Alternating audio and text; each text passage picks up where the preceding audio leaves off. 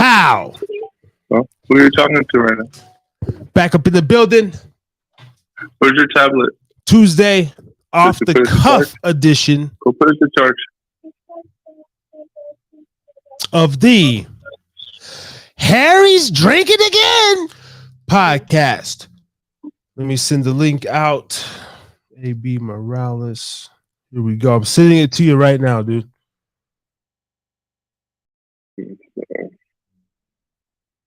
Bam. Link is sent. Yeah, should let you get right on, man. Please shut that off.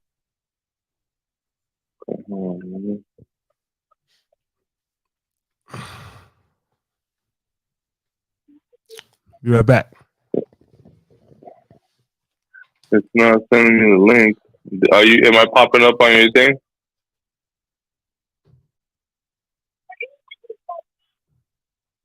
Can you please leave me alone for a second? I'm doing something on my computer. Stop.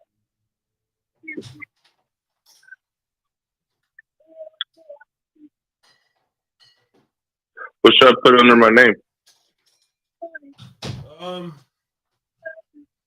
Just put a damn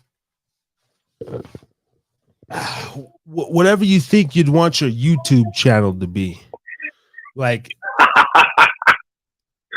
so people can get familiar with who you are. Like whatever, if you want to go by Trux or AB, I put AB Trux. All right, I'll go AB.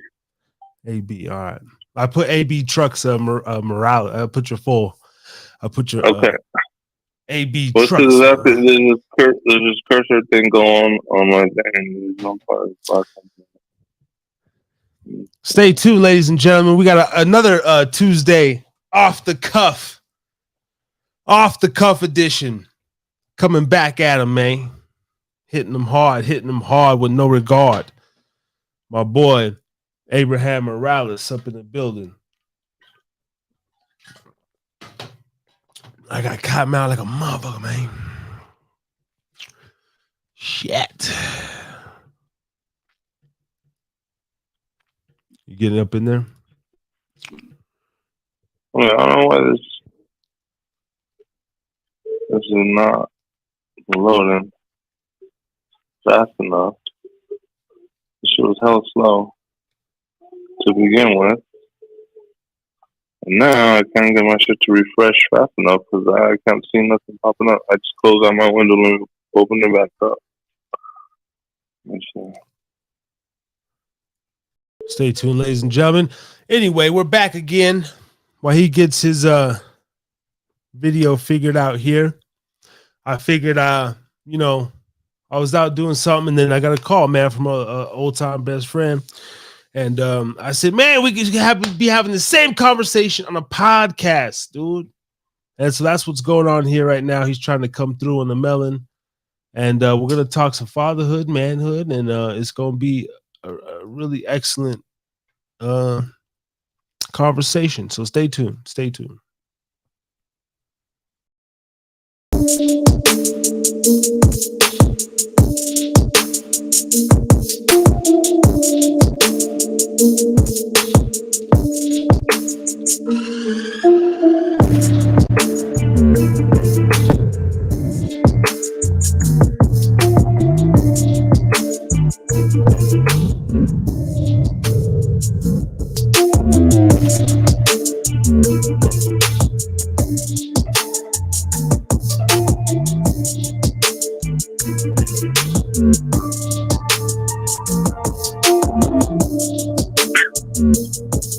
What's it say now?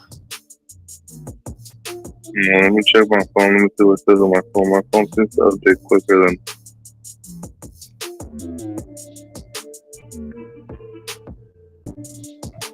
Gotta do an update? No, see, I'm refreshing my email, and I got it. It shows up on my phone, but the one on my computer's fucking slow, dude. I think it's just outdated. Oh yeah. Oh, there you go. I got you now. It's just moving so slow. Maybe I was just moving too fast. Okay.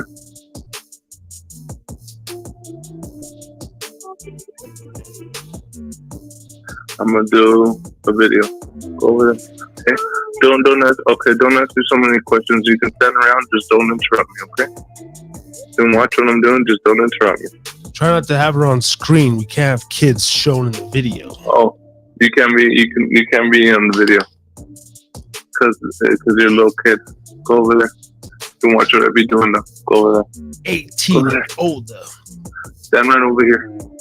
Older and 18 and older. 18 and older. Oh, there we go. I got you. Yeah. I got you. All right, I'm hanging up here. I'm gonna do an introduction and I'll bring you on. Just 1 sec. Stay right there. Don't do nothing. All right. Off the cuff with my dog, AB Trux Morales from that West Wendover, Nevada. Originally from East LA. You've seen him before. Episode, I believe, 8 and 15. Back again.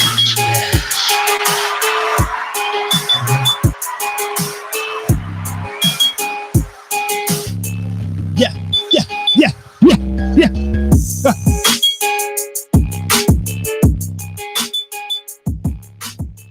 So how should we start off? Big old shout out to everybody from the Dubtown or what? Yeah. Do a big old shout out to the West Wendover folks on a Tuesday night. Big shout out to everybody in Wendover. Anybody in Wendover watching this video. Much love, right? Much love, man. Much love to the people, man. The small town representing. I got the Miller Lite. No Modelo's for my man because this was unexpected. That's why it's off the cuff. Don't need to trip. I've been trying to cut down on the drinking, and if I drink, I've been drinking some low calorie shit with my sister. They got like Trulies and White Claws and whatnot. That shit. There you go. Supposedly Miller Lite 96 cows, but respect to you for trying to cut back on the drinking. Now, all right, let's start. Let's do this here. Let's start this here. Ladies and gentlemen, first of all, I've known this man here for we're gonna say 25 years. Let's round up. Since we were about 7th graders or so, 11, 12 years old, and grew up together. Got a bunch of history. You've seen him on the channel before, episode 15. Episode 8, something like that, early in the beginning. But tonight, officially, we're on the phone. He called me. I'm at the local sports bar or whatever. And I'm like, hey, man, damn. So we've been on the phone almost 40 minutes. Let's transfer this over to a podcast, man. This is what I'm doing now because we were talking about our dreams. We're talking about, goals. He's over there juggling the family and work, paying overpriced rent out there in Nevada, like I'm doing here in Utah. And I was just like, man, let's come through and do a podcast and let's try to make something productive out of this. And so I'm very familiar with this man, but I'm going to try to interview you or ask you some questions as if I do not know you for the future people that may be seeing this, to have no idea who either one of us are, if that's okay with you. And so if I can start, man, where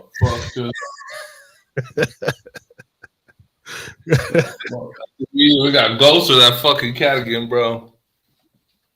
Something just fell over. Don't worry about it. You kids weren't even hear it. Something just. We got ghosts in the. So, where are you? I'll let you tell it though. Where are you originally from? And just kind of go through your life, kind of up until this point in your life. Well, I was born on the east side of, I guess you consider it east side of Los Angeles, northeast side, not so rough. per se, I guess. But back then it was. Now it's gentrified. You know, I was born in Glendale, raised in neighborhood I was raised in as a kid was Highland Park, just outside of South Pasadena. You know, it's like kind of like the gateway into the burbs. You know, from the east side, I guess. So I was there up until, let's say, about 13. You know, my parents, you know, it was rough. You know, it was early 2000s. You know, I'm sure everybody heard stories. If you didn't live it, early 2000s in Los Angeles was something else. Oh, it was something else, you know. It was something else, and you know, my parents were fortunate enough to get me up to Wendover, where it was a little bit more calm, you know, a little bit more slower paced, I mean, not so much gang violence and everything else that was going on in LA. So, but you know, like, I guess it was a little late. I had developed already some bad habits, you know, accustomed to, you know, my lifestyle in LA as a kid, preteen, tween, whatever you want to call it. And I mean, I proceeded to get myself in a little bit of trouble and whatnot, you know. Kind of brings me where I am today, you know. Yeah, and we're gonna get into that. When you were younger, like, how did your parents already have a Wendover connection, or how did that come about to where they said, "Hey, we're gonna move to this little," you know, I call it a shitty town. Shout out to everybody. It's a shitty town, but we love that town. But how do they say we get to this little shitty town in the border of Nevada and Utah?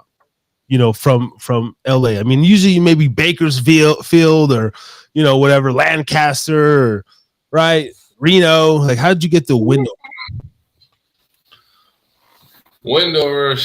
Well, originally I had an aunt on my dad's side, right? Sister, his older sister. She was kind of already venturing out from LA, from the LA area. She was venturing north and into Nevada, and you know, at first we came and visited her in Ely, you know, and slowly made her way up a little further up to, which is Wendover, you know. So one year we came out and visited her in Ely, you know, and she was telling us, and actually one of my half brothers, actually, you know, he followed my aunt, and he ended up working at La Fiesta in Ely, and it's like I guess they have a second location in Elko now. I mean, that's another story, but I have a brother that also ventured out this way, and that kind of pushed us to how do I say? I guess that's what kind of led us up here. You know, that was my dad. My dad had a sister up here, you know, and I mean, I guess things weren't all that great between him and my mom, you know, when we were living in LA. So they had a bit of a breakup. My dad took the opportunity. We stayed back in LA. My parents split up, and he moved up to Wendover with my aunt. And yeah, I guess after a while, my parents made up, you know, and we migrated to Wendover. Wendover is where it was at. That was the second chapter in, I guess, our lives. Or whatever. Okay. Now this brings me up to the point where this is where I met this man, Abraham Morales, aka Trux, AB. Yeah. I started calling him AB. Trux came. I remember I left Wendover, came back, and people were like calling him Trucker. I was like, "What the fuck is this Trucker, man? My boy AB. What the fuck is this Trucker? Ain't no Trucker, man. Fucking AB, man." But and I've said this story on the pod before. We met like in Saturday school, and then we got kicked out of Saturday school together over just not listening, spitballs, whatever, fucking around. And then we proceeded to just kick it, go smoke, and we've been kicking it ever since. We're just like, we just got together. We looked at those were the good old times, man. Shit, you know. And those were the good old times, and that was all history written, you know, right then and there. I moved over, and the rest was fucking history, man. You know, that's where. Yeah. And I remember, you know, maybe seeing you around the town, because we lived in the same apartment complex. Shout out to the Buena Vistas, you know. Oh yeah. And this was back in the early 2000s. You had the fully shaved head, but you had the little bang thing going on, right? The little fucking rooster crest. Yeah, that's what I remember. Like crazy haircuts of the 90s and 2000s. Some of this shit turn of the millennium. That's what That's where shit was popping. I guess I don't know. Yeah. Between Tupac and Deep House and all that. The culture was just, and then moving out here was a different culture shock, man. That was something else, Yeah, and you to my knowledge, you had more of a skaterish vibe, like a skater. Oh yeah. Yeah, that was it. Was that growing? Was that kind of like the Pasadena, like being on that verge of the East LA? Like, was that that influence, like the Cali skater? That was just part of the California culture. You know what I'm saying? Skateboarding was just it was everything. It seemed like everything we did, the culture was just being rebellious. You know what I'm saying? Just skateboarding was one of them. You know what I'm saying? I mean, you could go out there. Some considered it a sport, and they're like, "Damn, it's a sport you can just pick up and do it on the way to work or whatever. On the way to school, on the way home from school." Hell yeah! It was a trend. It was a trend. Skate, and then you live in a concrete jungle like LA. I mean, shit. You're skating up and down. And unfortunately, I enjoyed it as a kid. That was fun. But we made the transition to Wendover, and I kind of grew out of that. Okay. And then, Wendover was a different culture shock, man. I mean, we were there, we stuck out like sore thumbs. We couldn't, Yeah. Yeah, I bet, right? Yeah. We were stuck doing detention, Saturday school. Man, we're wreaking havoc there, Right. When you were growing up, before you moved to Wendover, were you still just mainly kicking it with your own people, Mexicans and stuff in California, or did you have like black friends, white friends before you coming to Wendover? Yeah, you know what? There was always. LA is multicultural. Yeah. On that side of town where I lived at, it was mostly Mexican. You know what I'm saying? It was on the east side of town. East side of LA and northeast LA is known for majority Mexicans. Not so much Afro American. Yeah, but yeah, you've seen being there, you've seen a lot, obviously. Or I still had my opportunity to mingle with different cultures and whatnot. But yeah. Mostly Mexican, and then Wendover, man. You already know fucking Wendover. Wendover is mostly fucking Mexican. There's really no diversity there. Yeah. I had enough of that time. That shit was fucking something else. I'm telling you, man. I encourage everybody to get up out that motherfucker, man. And I'm hoping to be one of them cats that goes back and lends a helping hand and if I get wealthy enough, put some money back, some real money in that community, some real opportunities, some real change. Yeah. Impact it in some way, some positive way, right? Some real shit, not this fugazi ass stuff that they're doing, $1 billion fucking casinos, and the people are living in like not squalor, but it's the vibration of the people, the vibration of the town. Like there's just no hope. There's no opportunity, like there's no outside activities to really get yourself involved in, Yeah, no real encouragement that there's a bigger world out there than landing the 21 dealer job at the casino there, you know what I'm saying, which is one of the majority I guess high paying jobs there, right? That's like right. But that's more most of the profession, the middle class in Wendover there. Yeah. And you come to realize even that like the highest paying job in that town is like, man, that's low end in a city like Reno or Vegas or Salt Lake, Seattle, anywhere. You're like, they're still like living good at $50,000 a year. You know what I'm saying? They're banking. They think they're banking at $50,000 a year. Yeah. Well, I was talking to someone that will remain unnamed, but they had recently moved back from California to Wendover. And it was like they were excited of paying the $630 rent again for the 3-bedroom, and I was like, yeah, that's just crazy though. You know, I mean, the fact that it's still, I mean, but the fact that it's easy living, living. It's like, yeah, but see, people like ourselves, we, you know, I want it's that. Not really living. Yeah, and we don't consider that really living in that town. You know what I'm saying? I want that challenge. You know, I want that challenge of, right. You know, at least have an opportunity to, because we're all gonna. I don't know, man. Maybe it's just my worker mentality ass, but I feel like most people struggle. Like, you're supposed to struggle.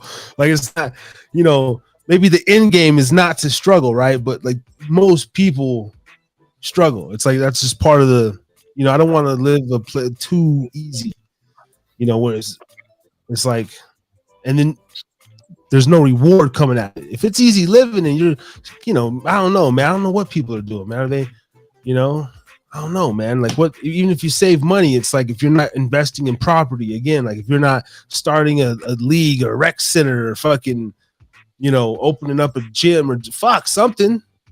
There should be a boxing gym in that town, right? The culture, Mexican, Wendover, like there should be a dope ass soccer, something like pertaining to what the community represents. I don't know. That's just me, but there should be more. You know, there should be something there that's like, hey, this is what we do, or this is what we want in this town. You know, and then I don't know. Hopefully, you know, we can both provide it. And that's kind of what this interview and everything came to, man, because I want to also get into because you have a lot of talents. You're a diesel mechanic. You I believe you know how to weld, right? You know how to do all that shit, right? You're like an all-around handyman, like 1-800-AB for all your plumbing. I'm pretty handy with the tools. Yeah. I'm pretty mechanically inclined. I could say that. I could honestly say that. Mechanically inclined, you know. And you have an entree. How does that saying go? Jack of all trades, master of none. But jack of all trades is still better than a master of one, or something like that. Is that how it goes, or what? Yeah. Jack of all trades, master of none. Like you specialize in all things and nothing, or jack of all trades and a master of none. I believe, right? Or master of one. I don't know.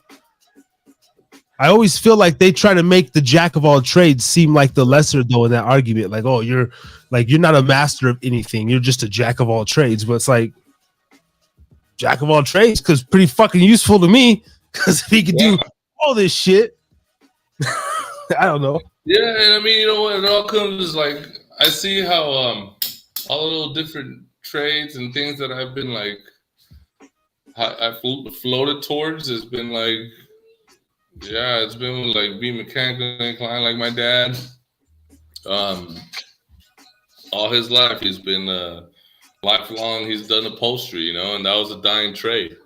That's a dying trade now, you know. I mean, I started doing that, doing upholstery. I remember doing custom lowriders, custom classic cars, you know, show cars. You know, I learned how to do that, boats and whatnot, you know, contracts with the casinos, doing slots, which is ultimately that's how I was able to make the transition and seeing Wendover being a better transition, because the skill set that he had of doing upholstery was kind of was something that casinos wanted or needed. You know, and I mean, as a kid, I picked up on it, but like it was just, man, too much cutting and you know, arts. To me, I just looked at it as arts and crafts. You know, I was like, I need something a little bit more challenging. You know, so I got that under my belt too. You know, I did that as a kid too. My dad passed it down. He taught me a little bit of the upholstery business. You know, but I mean, I progressed from there. You know, I'm working with my hands. I progressed to doing like something. I like how things work. I like more of the mechanical side of it. So. Yeah. I mean, now I mean, as a kid, I used to be dreaming of being a veterinarian and shit, you know. And then, you know, as I got older, you know, now after acquiring all the skill sets that I got, and I've always been a car fanatic. Now I'm just like dreaming, like, damn, it'd be awesome if I could, start building my own vehicles, customize them inside and out, Yeah, Maybe that's still a dream that could be possible, That's still absolutely. That still can be fulfilled. We were talking earlier because now you fix engines and work on buses, and I know if I was there, man, I would help you film your process, and then edit that and create a channel where you can show off your handyman skills, but also just your fatherhood skills, like whatever you wanted to get across as a person, as a man, creating a channel to where you can talk about your stories, and because you also have, if you want to get into it, you spend some time, away from the free world. I don't know if you want to get into that or what have you, but you have a story, and then through, our drug history and our drug addiction and whatnot, I feel like, I don't know, man, because I'm a pretty selfish guy, but when I really think about like my brothers and stuff, and like us in another 20 years, like I really I have this vision for all of us, right? Just my vision, what I would hope to see everybody turn into, and but your story specifically, bro, it's like young kids can learn from it, people can be entertained by it, and I think there's like gems in there, and so with all that, can we talk about when our younger days, and when we were doing some substances, and then like he had mentioned about learning how to fix engines, staying up all night in the garage and shit like that. Those were some adventures. And then maybe those were some dark times. So for you, had you tried any drugs before you got to Wendover? No, nothing like that. Wow. Maybe a little weed, little cigarette, yeah, drinking a beer and shit when you're a kid. Yeah, something like that. But the hard stuff came in Wendover. At roughly like what age was did you get involved in it?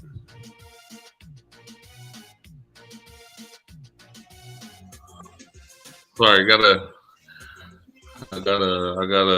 clear the room before we get into the adult explicit content. You know what I'm saying?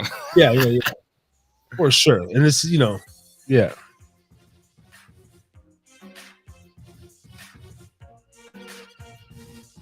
Yeah, we got to get into some explicit content. Put you're cooking dinner and the kids are listening. Just have them go in the other room. We're going to talk about some drugs and some sexual explicit activities and things that may or may.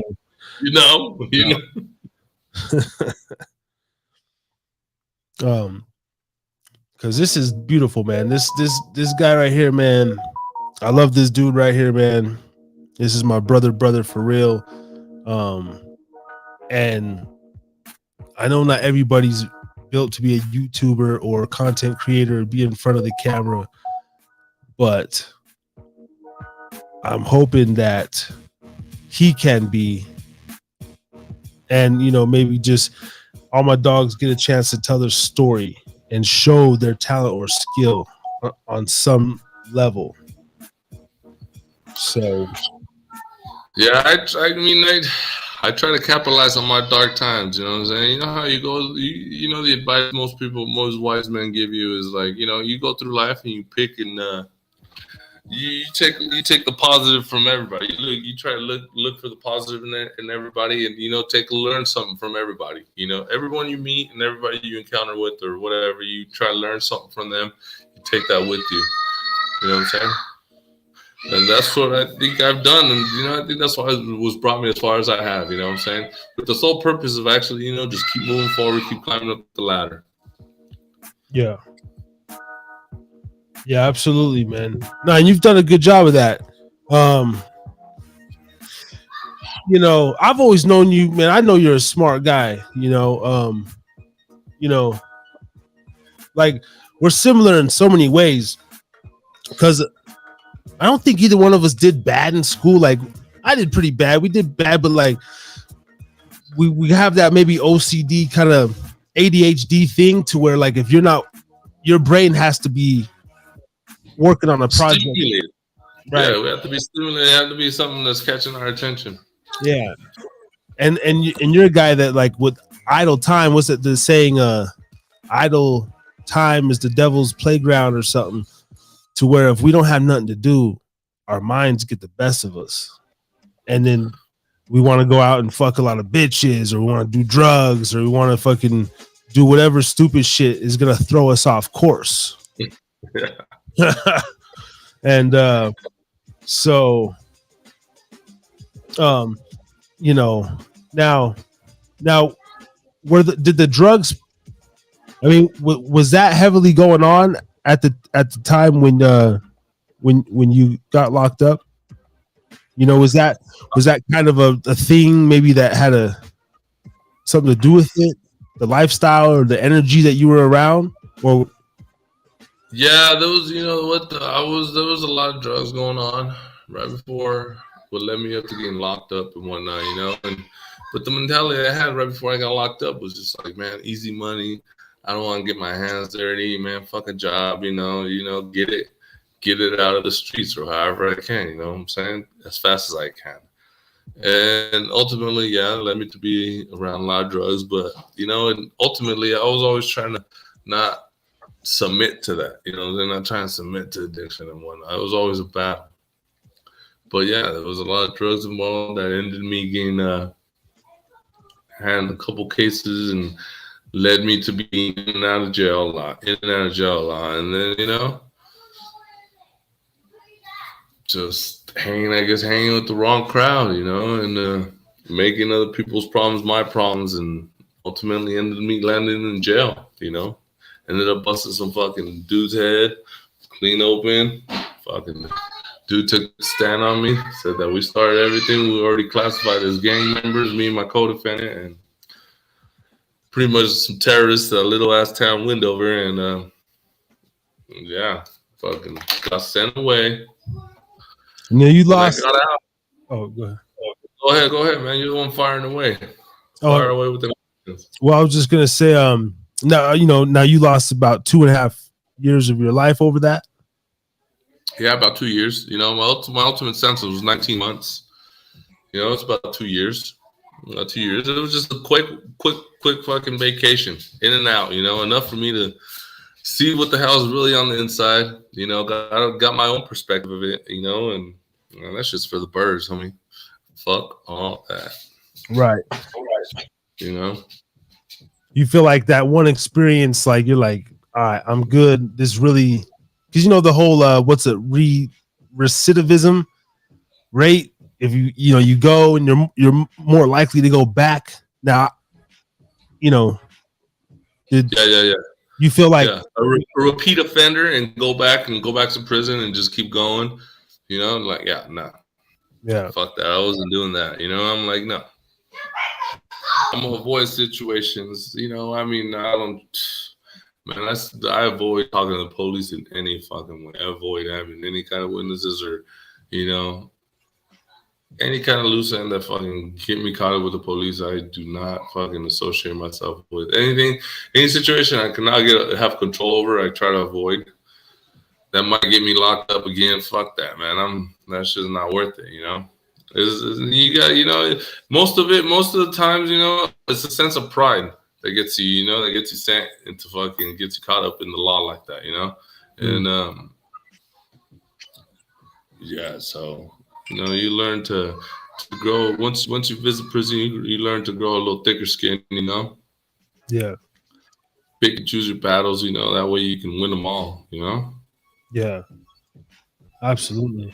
Now, I know prison gives a lot of guys that, you know, and I believe that it's horrible, but knowing you, how strong you were strong before, but no, man, like I also want to take this time to give you your flowers, bro. Like I really love you, brother. You already know that, but I want the world to know. And like seeing the man you are since prison, bro, is like it's truly inspiring, bro. You know, I just knowing you, I know the focus that you put into it. You know, you still battle with your daily demons, you know, like we all do. You know, death and everything, but knowing you, bro, you're like one of the strongest individuals, strong-willed, you know, and I think that experience has made you better, I guess. I, could say like, showing you, I guess, a different way that you want to live, you know. Yeah. I believe that too. I really do. I really do. I took. I learned what I needed to learn when I went to prison. I mean, the life lesson was enough. You know, I mean, I took everything I experienced there in perspective, and I'm just like, yeah, this is somewhere I do not want to be. I want to, everything. Yeah, man.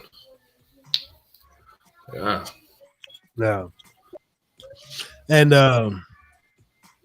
man, and it sucked too because the people don't know, but we were riding together the day you got locked up, you know. Oh, that was the one time, right? That was the one time. That was one of the situations, one of the most situations, because it was like a span of like what I want to say like 2-3 years, yeah, maybe even 3 or 4 that was in and out of jail, in and out of jail, in and out of jail. And ultimately when I was seeing that there was a pattern that I was just going in and out, I tried to go to college, but I was just so deep into the pattern that I was always on that it was just hard to make the transition. Yeah. And yeah, I mean that one time I got pulled over, it was like I got it. I was at the bar, I wasn't supposed to be at the bar. I was on probation already, and of course I go to the bar and I like to squabble, I guess, after I get a couple beers in me or whatever. I wasn't taking shit from anybody. I was more prideful back then. So shit was sending me off, of course. Boom, got into a squabble. Cops show up. They spot me. Wham bam, they put me in the car. I was quick thinking. Fucking cops got distracted, let me alone, unattended in the cop car. I managed to get out of there and booked it. Yeah. Yeah. Booked it, huh? And yeah. And then we ended up in Vegas.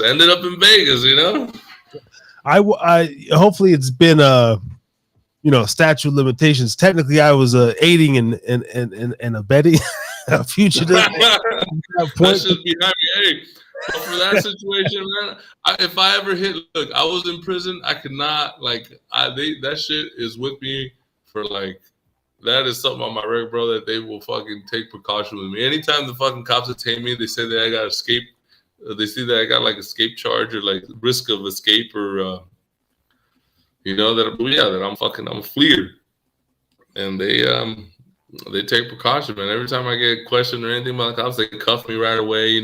I can't go to no fire camps or nothing like that if I ever go back to prison, or halfway houses or anything like that.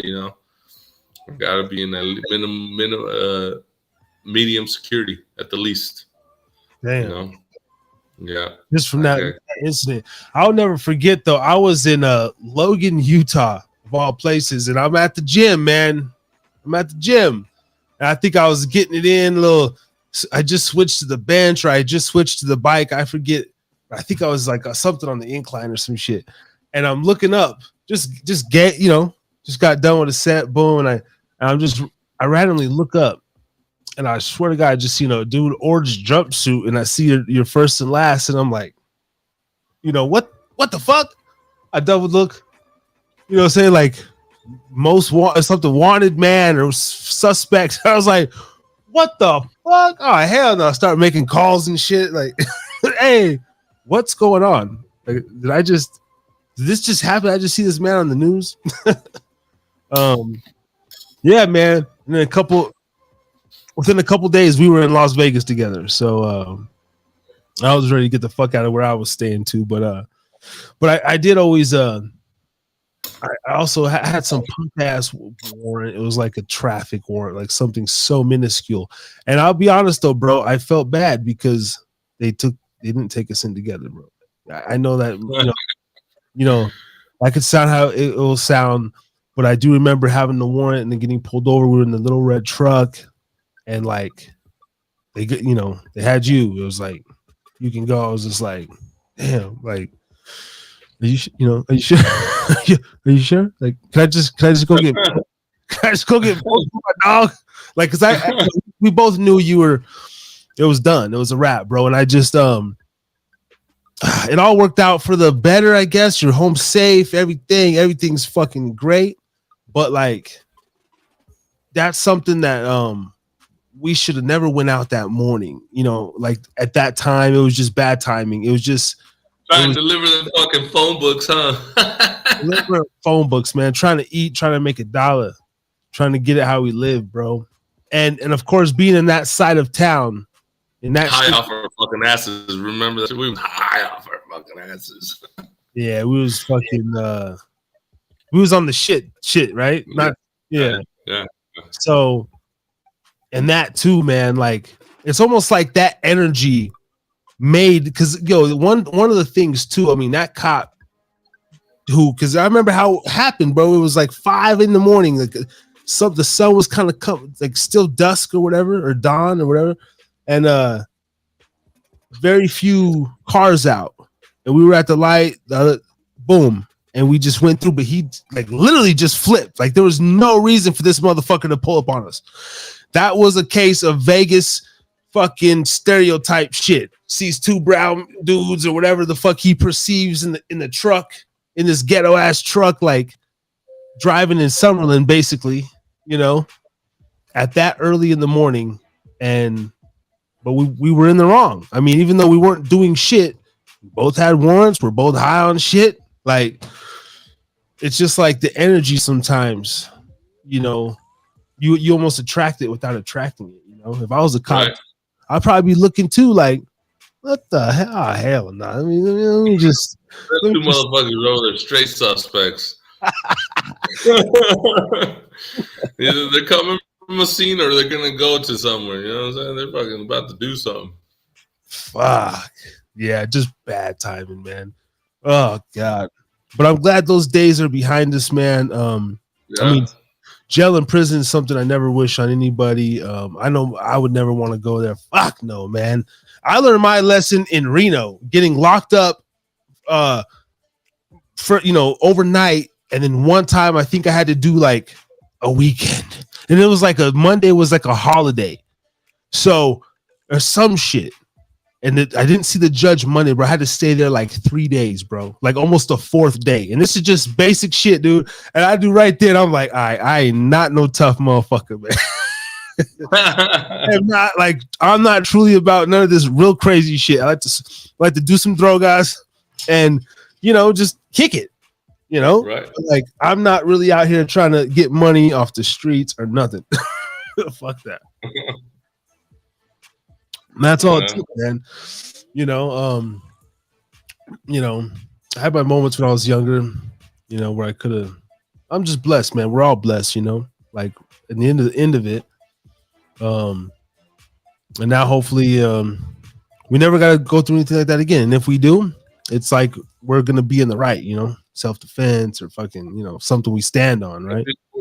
Yeah, something that we could justify with, Yeah, that's all I fucking ask for. Like, if I ever go down that route, like, fuck it. You know what I'm saying? Fuck with the wrong, whatever. I was just minding my business. But now when you were in there though, I mean, you got what, a degree? You got some you utilized some of your time? Yeah, ultimately after my my in and outs out of fucking counties, ultimately graduated and caught myself a felony sentence that got me sent to High Desert.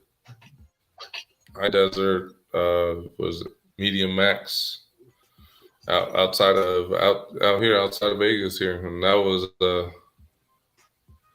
That was an experience there, man. That's where that's where I took advantage of my stay there. You know, I mean, I was kind of one of the privileged inmates because I had completed my high school diploma, so I had the option to.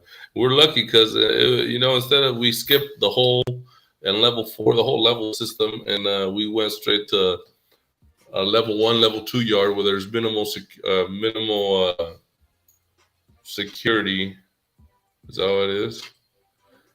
Yeah, it's minimal security and it's like more privileged. You know, you got school or work, whatever kind of work they offer there at the prison. You know, so I mean, and all that takes time off your sentence or whatever. You know, or for some of the lifers there, it gives them something to do. You know, something to fill their daily schedule up with. And well, I took advantage of that. I was like, well, I already went to high school right before I got sent up here. I was going to college to go do something along the same lines as mechanical. So I signed up for the HVAC program that they offered there, and yeah, I got universal certification with the automotive and that new Freon that came out 410A, and I mean that gave me that gave me a good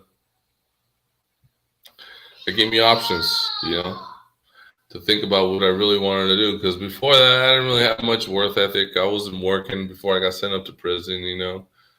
I mean, I could barely keep a job. I wasn't about to do no manual fucking labor, you know. But that all changed after I got out of prison, you know. I mean, I was willing to fucking get my hands dirty, and you know, I felt like I needed to earn the dollar, you know. Yeah. Be a man, you know.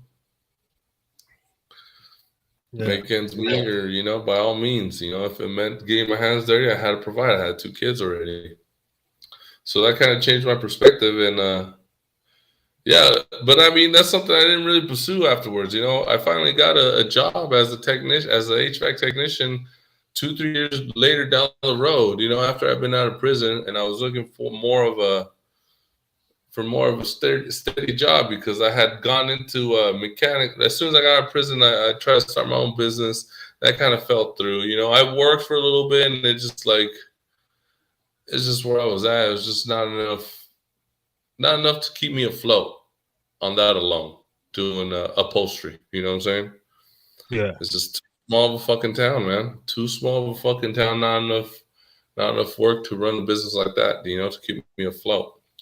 So I was just venturing out, you know, after trying that for a year or two, I ventured out and I picked up a wrench, you know, started helping my a dear friend of mine, R.I.P.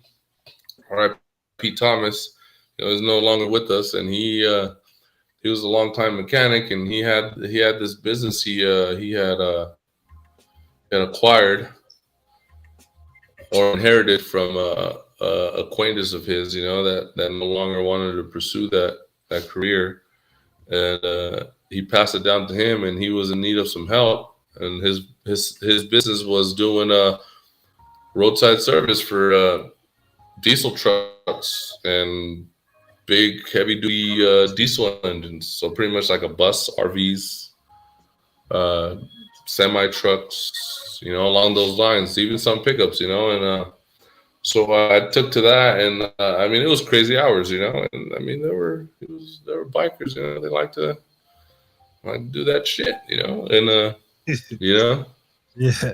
I slowly fell back into that, and that's when really the drug habits developed, increased. you know. And that's when and I don't know if you remember earlier, we were talking about it, and like before the prison, I didn't really allow myself to submit to the addition of that. You know, I always try to keep like a composure. But after that, and I seen I utilized it as a tool. You know, I mean, this probably wasn't my best decision. You know, but I mean, in turn, I mean, honestly, the shit is like fucking Adderall. No lie, man. That shit they go hand in hand with the similar fucking effects and benefit, you know, that they offer if you don't abuse it, you know what I'm saying? But you know, a substance like that, you know, I mean, it's bound to take over, you know. I mean, they're meant for someone to abuse, right? Yeah. I mean, but yeah, you know, that's what they're intended for. They're intended for people to, you know, fall into addiction, consume, you know. Yeah. You know?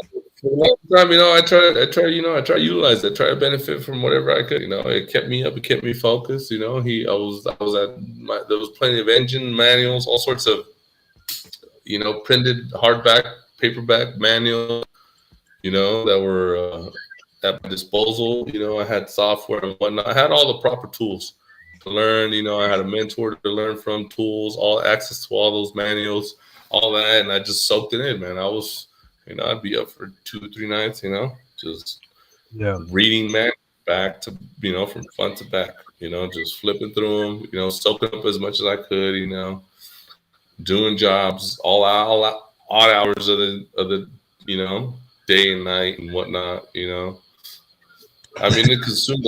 It felt like 2 or 3 years went by, and it went by really fast, and I was working, learning, but I mean, those years I regret them, because I mean, I have 2 boys, and those years it feels like they went by and I don't remember what I did. I don't really recall those memories now. But I mean, that's a sacrifice. I guess I can consider that a sacrifice. I sacrificed that time to learn a skill that now, I'm clean. I don't do none of those, but I kept those skill sets, all that knowledge I gained, and I mean, I just added that to my resume. I mean, those all, and I guess that which, and I'm saying, I'm telling, I guess I'm back. I jump back and forth a lot in my story. So I mean, I did the roadside service, and then ultimately I was tired of the crazy jobs, and I wanted a more steady job, and that's when after doing that for 2-3 years right out of prison, I finally, I did my. I finally got a job doing HVAC technician, and I just, like, in that shitty little town, it just wasn't paying enough. I just didn't see it going much anywhere, and I turned back to I just continued pursuing the mechanic thing, man, and just, kept acquiring knowledge, experience, and whatnot, and now I'm here, Yeah. At least you took it, you actually learned something doing the drugs, doing the shit like that. Early on for me, in my Aguilera career, it was like I could write, right? I mean, this shit was opening me up like 18, 19. I was just sitting there writing for days. I mean, we read poems on the show last night, and like a large portion of my category was me writing on that shit and coming up with concepts and ideas and stuff. And then eventually it just turned to me being like a quiet lush, just trying to fucking like search for porno all fucking day, because right, you get so focused. I know a lot of schmeth users, that and porn goes hand in hand, and sex, and tell me about it, man. Fuck. And there's a cat. Shout out to, well, I won't put him on blast, but from Wendover, he was like, don't ever bust on this shit, right? When you're with someone, he's like, just do your thing. And I was like, well, I never understood. The first time I had a morgasm was like, I was like, oh, that's why he said don't ever ejaculate on this shit, because it'll fuck you up. It'll fuck you up, and it did. But and then I just started going downhill. I told my last time doing it was when I went to Mex last year on my birthday, man, and I just did it because I was down there. I was like, man, let me try this shit. It was great, it was great. But the mental decline is something that I can never get back. Like, I do it, even doing a bump or something, man, it's not worth it no more, because like 30 minutes, but I swear to God, the come down is just the craziest, the most depressing thing, bro. Like it's almost like my serotonin is just, I have none left. Like I have very little, whatever dopamine, serotonin, that if I use it for the drugs now, it's like so low. And I just was like, almost like a suicidal mind state. Like, why did I do this? And I just felt bad, Yeah. I think I'm just legitly over it, man. Like, because we've done it all, we've hell of years, and we're lucky to have all our teeth. I mean, you know what I mean? Your skin looks fucking great. Fucking teeth still look great. Like, you know what I mean? I talked to I got all my fucking teeth. Yeah, look at them big pearly whites, man. We both got some fucking pearly whites. I talk to a lot of people, and I'll tell them my story, and like, oh, I did this, and they're like you did that stuff, and I'm like, fuck, if you only fucking knew. And you know, people, even in your behavior though, you can't tell unless you tell the world. You know, it's like, you know, you can't really, you know, yeah, you know, I don't know. So I'm thankful for that, bro. Luckily we had, and not only that, man, you had a strong foundation growing up, right? I mean, your mother, your father, you know, the religion, right? Yeah, I mean, my mom was really religious. I had my mom, you know. Thankful for my mom. My dad was around, you know, but I mean, things weren't always great, you know. Months between them two, you know. Yeah. My parents split up there. My parents split up, and that was my mom was on her own there for a second, you know. Up until her last days, she wasn't with my dad anymore, and I mean, that's kind of what helped me. That's what kind of kept me glued down in Wendover too. I just couldn't see myself leaving my mom alone there in that town, you know. So I kind of, you know, or else I think I would have done other. I would have made other opportunities for myself earlier on than when I did, you know, because I mean, ultimately I'm 34 and I'm barely moving out of that fucking shithole, you know. And I hate to say it, but I mean, Wendover is kind of a shithole, man. And I mean, it is. There's not much there, you know. There's not much there. There's no room to grow. And I had made the adult decision. I was like, there's no room to fucking grow, you know. I was stuck out working right before I moved out there. I was stuck out working at a mine. It was good paying, but I'm like, fuck, this is what I come down to. This is what I'm settling down with, working out in this fucking mine. Fuck this, you know. Yeah, I gotta do better for myself. I can't be risking. Every day at the job was, you know, I mean, it was risky. You know, all the shit that we were doing, it was an underground mine. We were trying to rehab, you know. We were trying to construct something, so it was just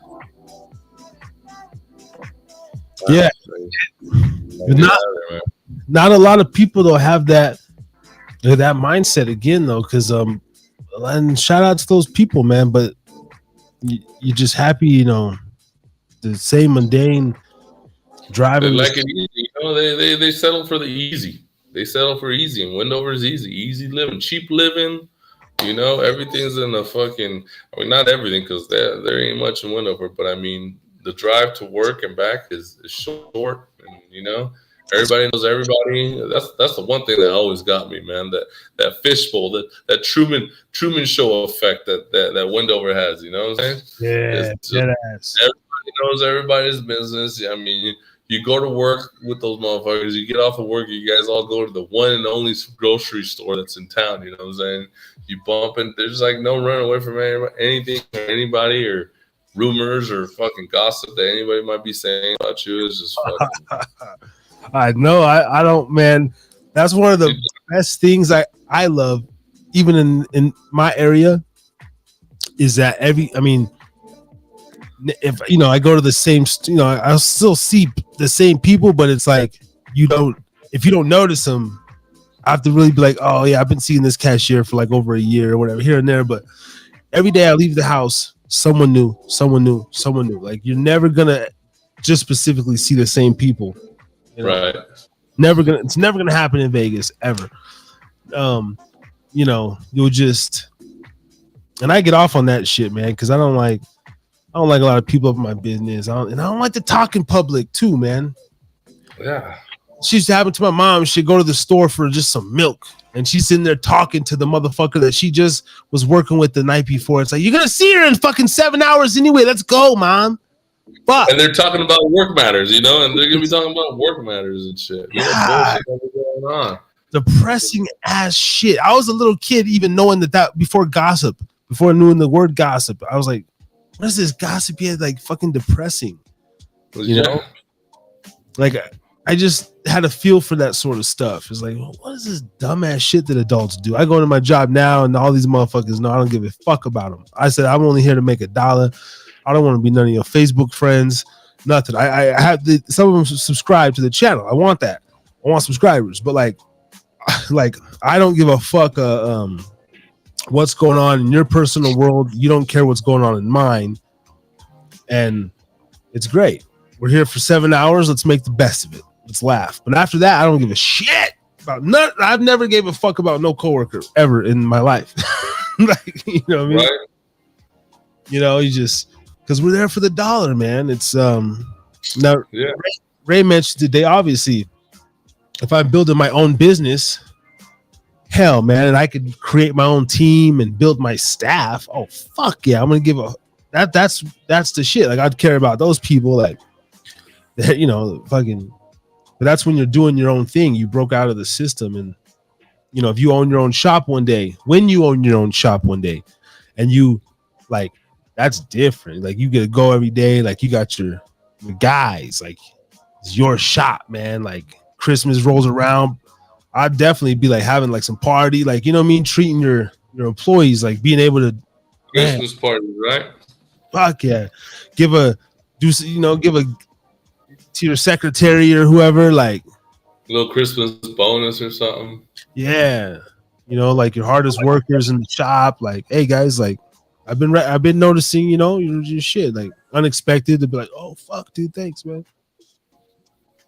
Like, that'd be cool. I want to do that. I want to do that, bro.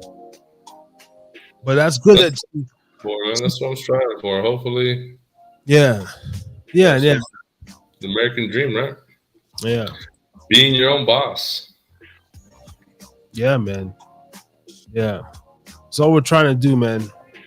You know, and just little whatever, man. I just want a piece, bro.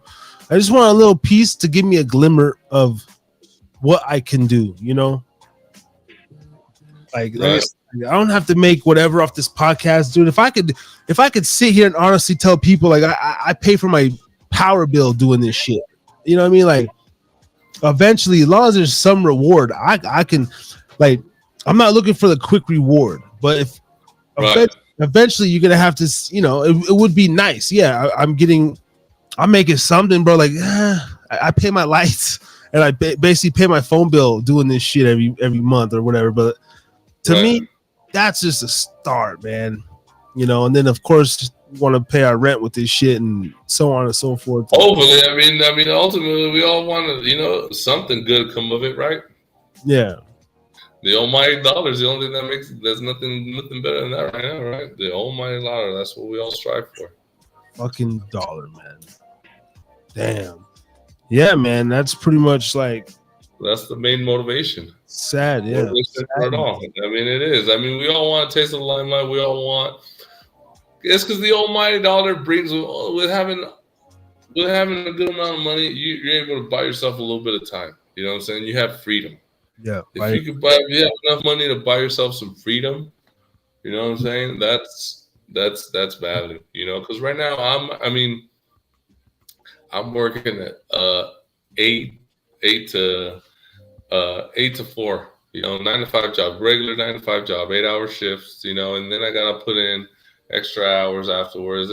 You know, and I mean, with the jobs I do, I charge per hour. You know what I'm saying? I'm charging labor, and I mean, I gotta charge per hour because it takes me hours to do it. You know, certain repairs takes me hours to do it, and that's time that I won't ever get back. You know, but if I could have some passive income where I can actually utilize my time for myself and not have to pimp myself out for some money, wow, that's the ultimate goal. That is the ultimate goal there, man. You know, having passive income. Yeah. Passive income, freedom, financial freedom, or what is it? Yeah, is that what it is? Is that the term, financial freedom? Financial freedom, man. Yeah, I was literally just said this to Ray today, man. Because we talk every day behind the scenes about the business, about all this stuff, man. And I was just like, bro, I want money to buy my freedom back. That's it. See, like, yeah. I'm cool with investing on myself and my own mind and my thoughts, because I got a dope ass mind. I really do. But like most people, we don't know how to balance the basic ass job, right? Oh, I'm gonna go to work. I bartend, so I do a 7 to 2, but basically, and you know, the simple-minded motherfucker is like, oh, that's not a bad schedule. You're home by 3. You're still home. Yeah, it's fucking fantastic, right? But no, Yeah. through doing that, and then still having to process these dreams, and then like, but I have to still keep this job to make, you know, to invest money into what I really want to fucking do, and then you know, it's all this this fucking thing, man. But as long as we can stay focused on it, man, and then you know, I don't know. Like I said, I got my business license for this podcast, right? I even got a bank, a business checking account at fucking Bank of America, right? And I got a debit card and shit, business debit, and I'm like, okay, cool. I got that. I don't know none of this shit. I'm still like reading about it and fucking. I'm like, okay, I got it, but now it's like, let me sit back and fucking chill. No one can take the name of the show. Like everything's cool. I'll do a show a week, still and then like because I'm still formulating the whole brand. You know, what is this? You know, so it's like with every day, it just even shows like this. I go back, I watch it, I look at myself, I study it, look at the numbers, the analytics, and then I don't know, but I have this like this belief, I guess, faith that something is going to come out of this. I believe in you too. I believe that this is, you know, as much effort, as much hard work, sweat, blood, and tears that you put into this. I mean, there has to be a payout. There has to, you know. Right. Yeah, and that's what I was gonna say. Like, my payoff is probably not someone else's payoff, right? Like, and I've said it before too. Like, I have my own dollar amount of what fuck you money is. You know, for me, Dakota Harris, like, I don't have to have 3 million necessarily. Hell no, my number's technically way lower. But I know that's not real fuck you money. Like, I can't just go piss in the White House lawns with the million. But I got my own number that's gonna free me up so I can say I'm cool. Like I got all my basic debt paid off. I'm in the green. Now I got money to fund different hobbies and interests and invest in my friends. You know what I'm saying? Like that's my level of fuck you money. And it's not what the big number, right? Joe Rogan, $200 million fuck that shit ain't never gonna come the fuck out of here. I ain't never gonna get no, you know. That's just realistic. I mean, I could make 200, but I'm not gunning for that. Like that. Oh, that shit's so far fetched, right? Like, you know, we come from the slums, man. Like a couple hundred, like we're over here, like man, a couple 100,000, and trust me, like I could get to the next. I could do with that, right? Yeah. That's all I'm looking for. Is like those little things to get me to the next level. I'll put in the work. I'll put in the time. Whatever I gotta do. I'll work 80 hours for myself as opposed to 40 for the company. You know, just as long as I know I'm on a certain path, you know, within myself. You know, so man, that's what I'm gonna try to do. Just going forward, slowly but surely, you know. Just keep networking with people, and just eventually the merch will come, the website will come, and then you know, yeah, I think that would be dope, man. Yeah, everything will fall into place, you know. Just you gotta keep that drive. You gotta keep striving, you know. I came out here. Look, we came out here. I brought my girl out here because she's been investing for the past year or so. No, for the past 2 years, she's been investing in fucking all these nail supplies, man. Like I'm sitting at her little nail table. I'm looking at all this shit. She has the whole get down, all the supplies, all the tools to, you know, to hustle. But, you know, her self-esteem is just not there. I mean, it seemed like you were preparing yourself for battle with all these tools and everything. You had like a goal. You're striving for something, but when it came down to execute, I mean, she hasn't been doing shit, man. She has her nail set up right here. She was gonna do nails at the apartment or whatever, you know, just word of mouth, you know, until she established herself a little better, went through the licensing or whatever she needed to get done. But in the meantime, she was gonna, you know, do it off the back porch or something. But you know, That's powerful though, because I'm not trying to talk down on her, but like I mean, she lacks the motivation. I mean, it's yeah, fucking no, that's no, something frustrating. That's something frustrating, and then me that I'm like I'm not giving up on shit. You know, I keep striving for more and more and more and more. You know what I'm saying? Like, yeah, that's dope. I mean, that I'm glad you said that though, man, because we talk about this exact point a lot in this show is the execution, you know, um, and it sucks because a lot of people have these great ideas, great ideas, or the same ideas. How many people are doing fucking podcasts, but they say, what is it like only 20% of podcasts that start in their first year, or so only 20% of podcasts that start year one even continue year two. Like it's very slim. Like not many people just sit here and do 100 episodes a week or whatever it was. But it's that execution, man. That hopefully she can find that, and she has that. But like you said, the insecurity, or again, like there's a belief, man. There's like this. I don't, whether it's from the town, the small town mentality, or just how people are. But it's like, why not? Like, why don't you think your nails are good enough to It's like, yeah, the market. I mean, well, and they either are or they're not, because the reality is too. It's like some of these rappers. If you come from Wendover and then you think you're just gonna go to Vegas and start flowing, it's like let's be honest, ain't nobody from Wendover really competing with like a bigger city guy, even in terms of just lyrical and the rawness. Is like that could be a thing too. Maybe you're cut the best hair in Wendover, but you ain't going out to Vegas and thinking you're gonna barber all these blacks and Puerto Ricans and shit. And Labs and whatnot, right? yeah, like when you've been cutting, maybe you just been cutting Mexican hair, like your own hair, right? And you go down. Now you really got to shave up some black dudes, or like, oh, my skills actually. I've never done a goatee trim or a beard trim. You're like, okay, well, fuck.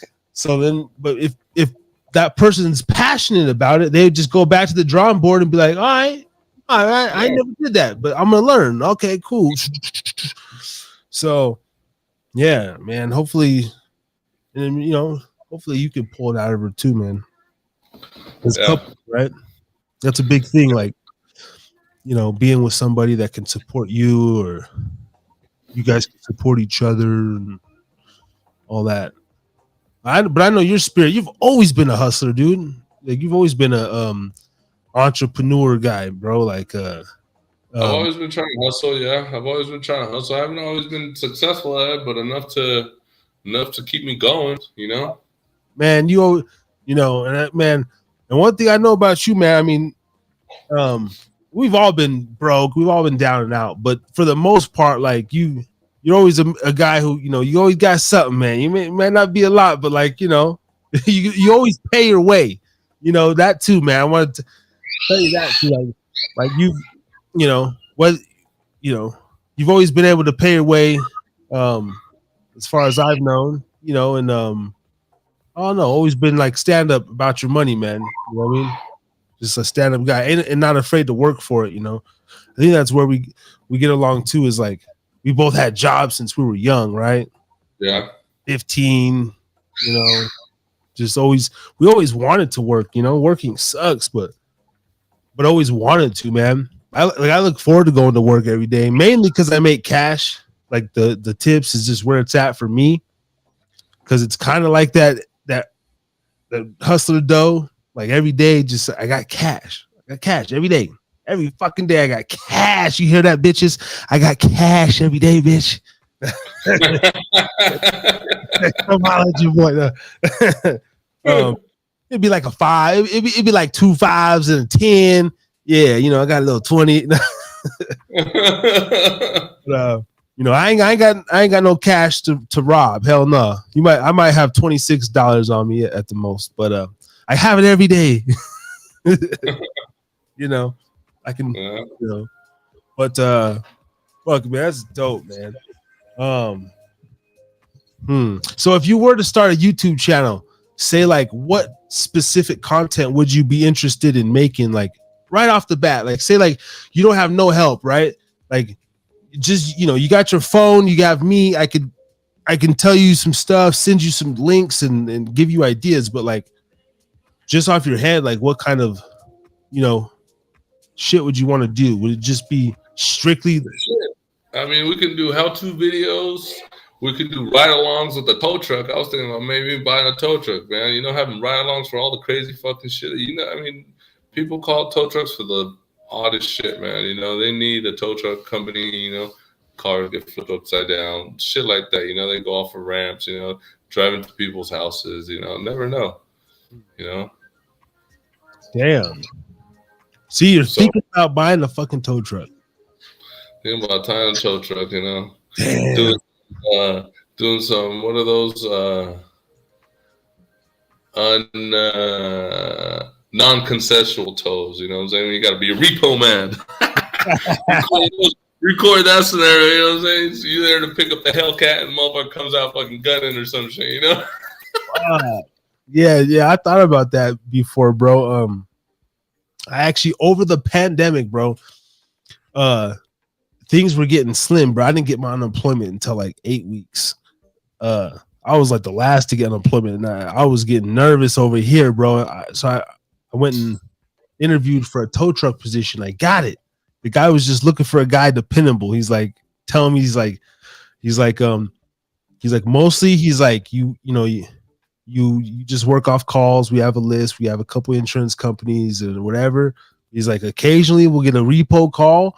Like somebody will pay us to go repo their shit and you show up. And then a lot of them and he has like a highway deputy that there's like, sometimes they get a lot of highway patrol calls, you know, whatever. But he's like, are you okay with, if you have to go to somebody's house to, you know, repo a car out of a meth head's fucking backyard? I was like, I'm like, well, I told him straight up. I said, well, I've seen the movie. I've seen Repo Man. I said, I'll be honest, bro. Like, I'm not risking my life over any job. So I said, I'll show up. Hey, a big buff motherfucker come out. What the fuck? Nothing. I'm out, bro. Yeah, that's you. That's you, bro. I ain't doing shit. Unhook my chains. Yes, sir. Yes, sir. Done. Like, I fuck all that. But I could see us doing something like that too, though. You know, I could, you know, but like a tag team, me and you, you know, we're pretty big guys, you know, we show up in the back, you know, throwing the beanie and shit and fucking, man, that's cool though, man. We had Big Tone on last week too. He wants to buy a box truck and start like a little, I heard that's the lick right now though, man. If you could get a truck, even an 18-wheeler for sure, but like just a truck, that's a big thing right now. I guess moving shit, you could go pick up a local contract and try to, you know, hot shot being a hot shot, yeah, that's a real big thing, you know. Like, I mean, you could be moving loads, moving cars, moving whatever, you know. Yeah. You can do that clear across states, all over that. I mean, I've been in this transportation business for a minute, you know, and even the company I work for now is a transportation business, but they got buses. They got big old 45-foot buses, and then they got the smaller buses, which are like party size mini buses, like party bus sizes. You know what I'm saying? That's another thing too. You know, I was thinking about taking on getting my license to help these. You know, when I'm not turning wrenches, you know, putting in a little extra hours, driving, taking on some of these, being a driver, driving the minibus. You know, recording my fucking experience on the minibus. You know, dope. Yeah, that'd be fucking like that's dope, man. Our first lady Justina, man, who hasn't been around in a while, but she was doing that. She drives truck out there in Vegas, and you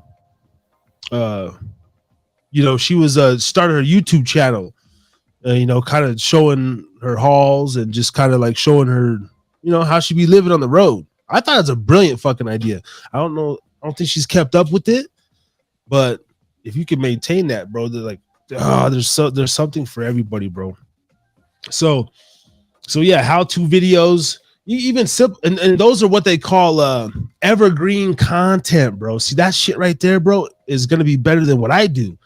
The evergreen content is like content that will forever get replayed. So yeah, how to change your oil pan in whatever, like you said, Hellcat. Like motherfuckers are forever gonna go look to try to how to, if they have Hellcat or any video, you know how to.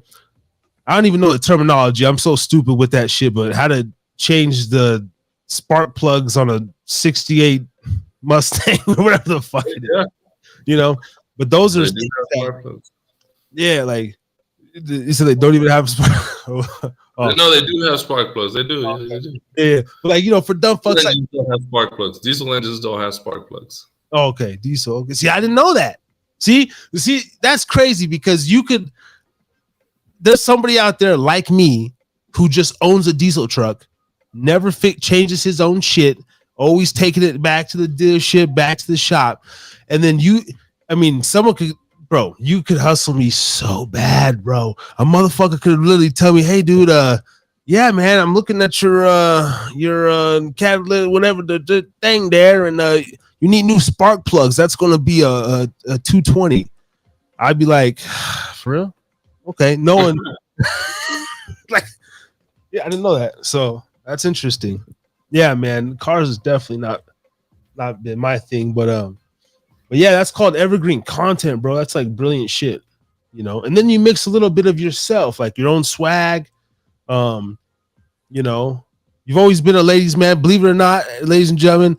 Well, ladies, this guy, you know, he's always been a ladies' man, you know, like. But I think it's your charisma, you know. Our crew, bro. Our crew always get the bitches. We do. I think, bro, you know, my never a dull moment with them for them ladies, you know. Always seem to attract the opposite sex to them, you know.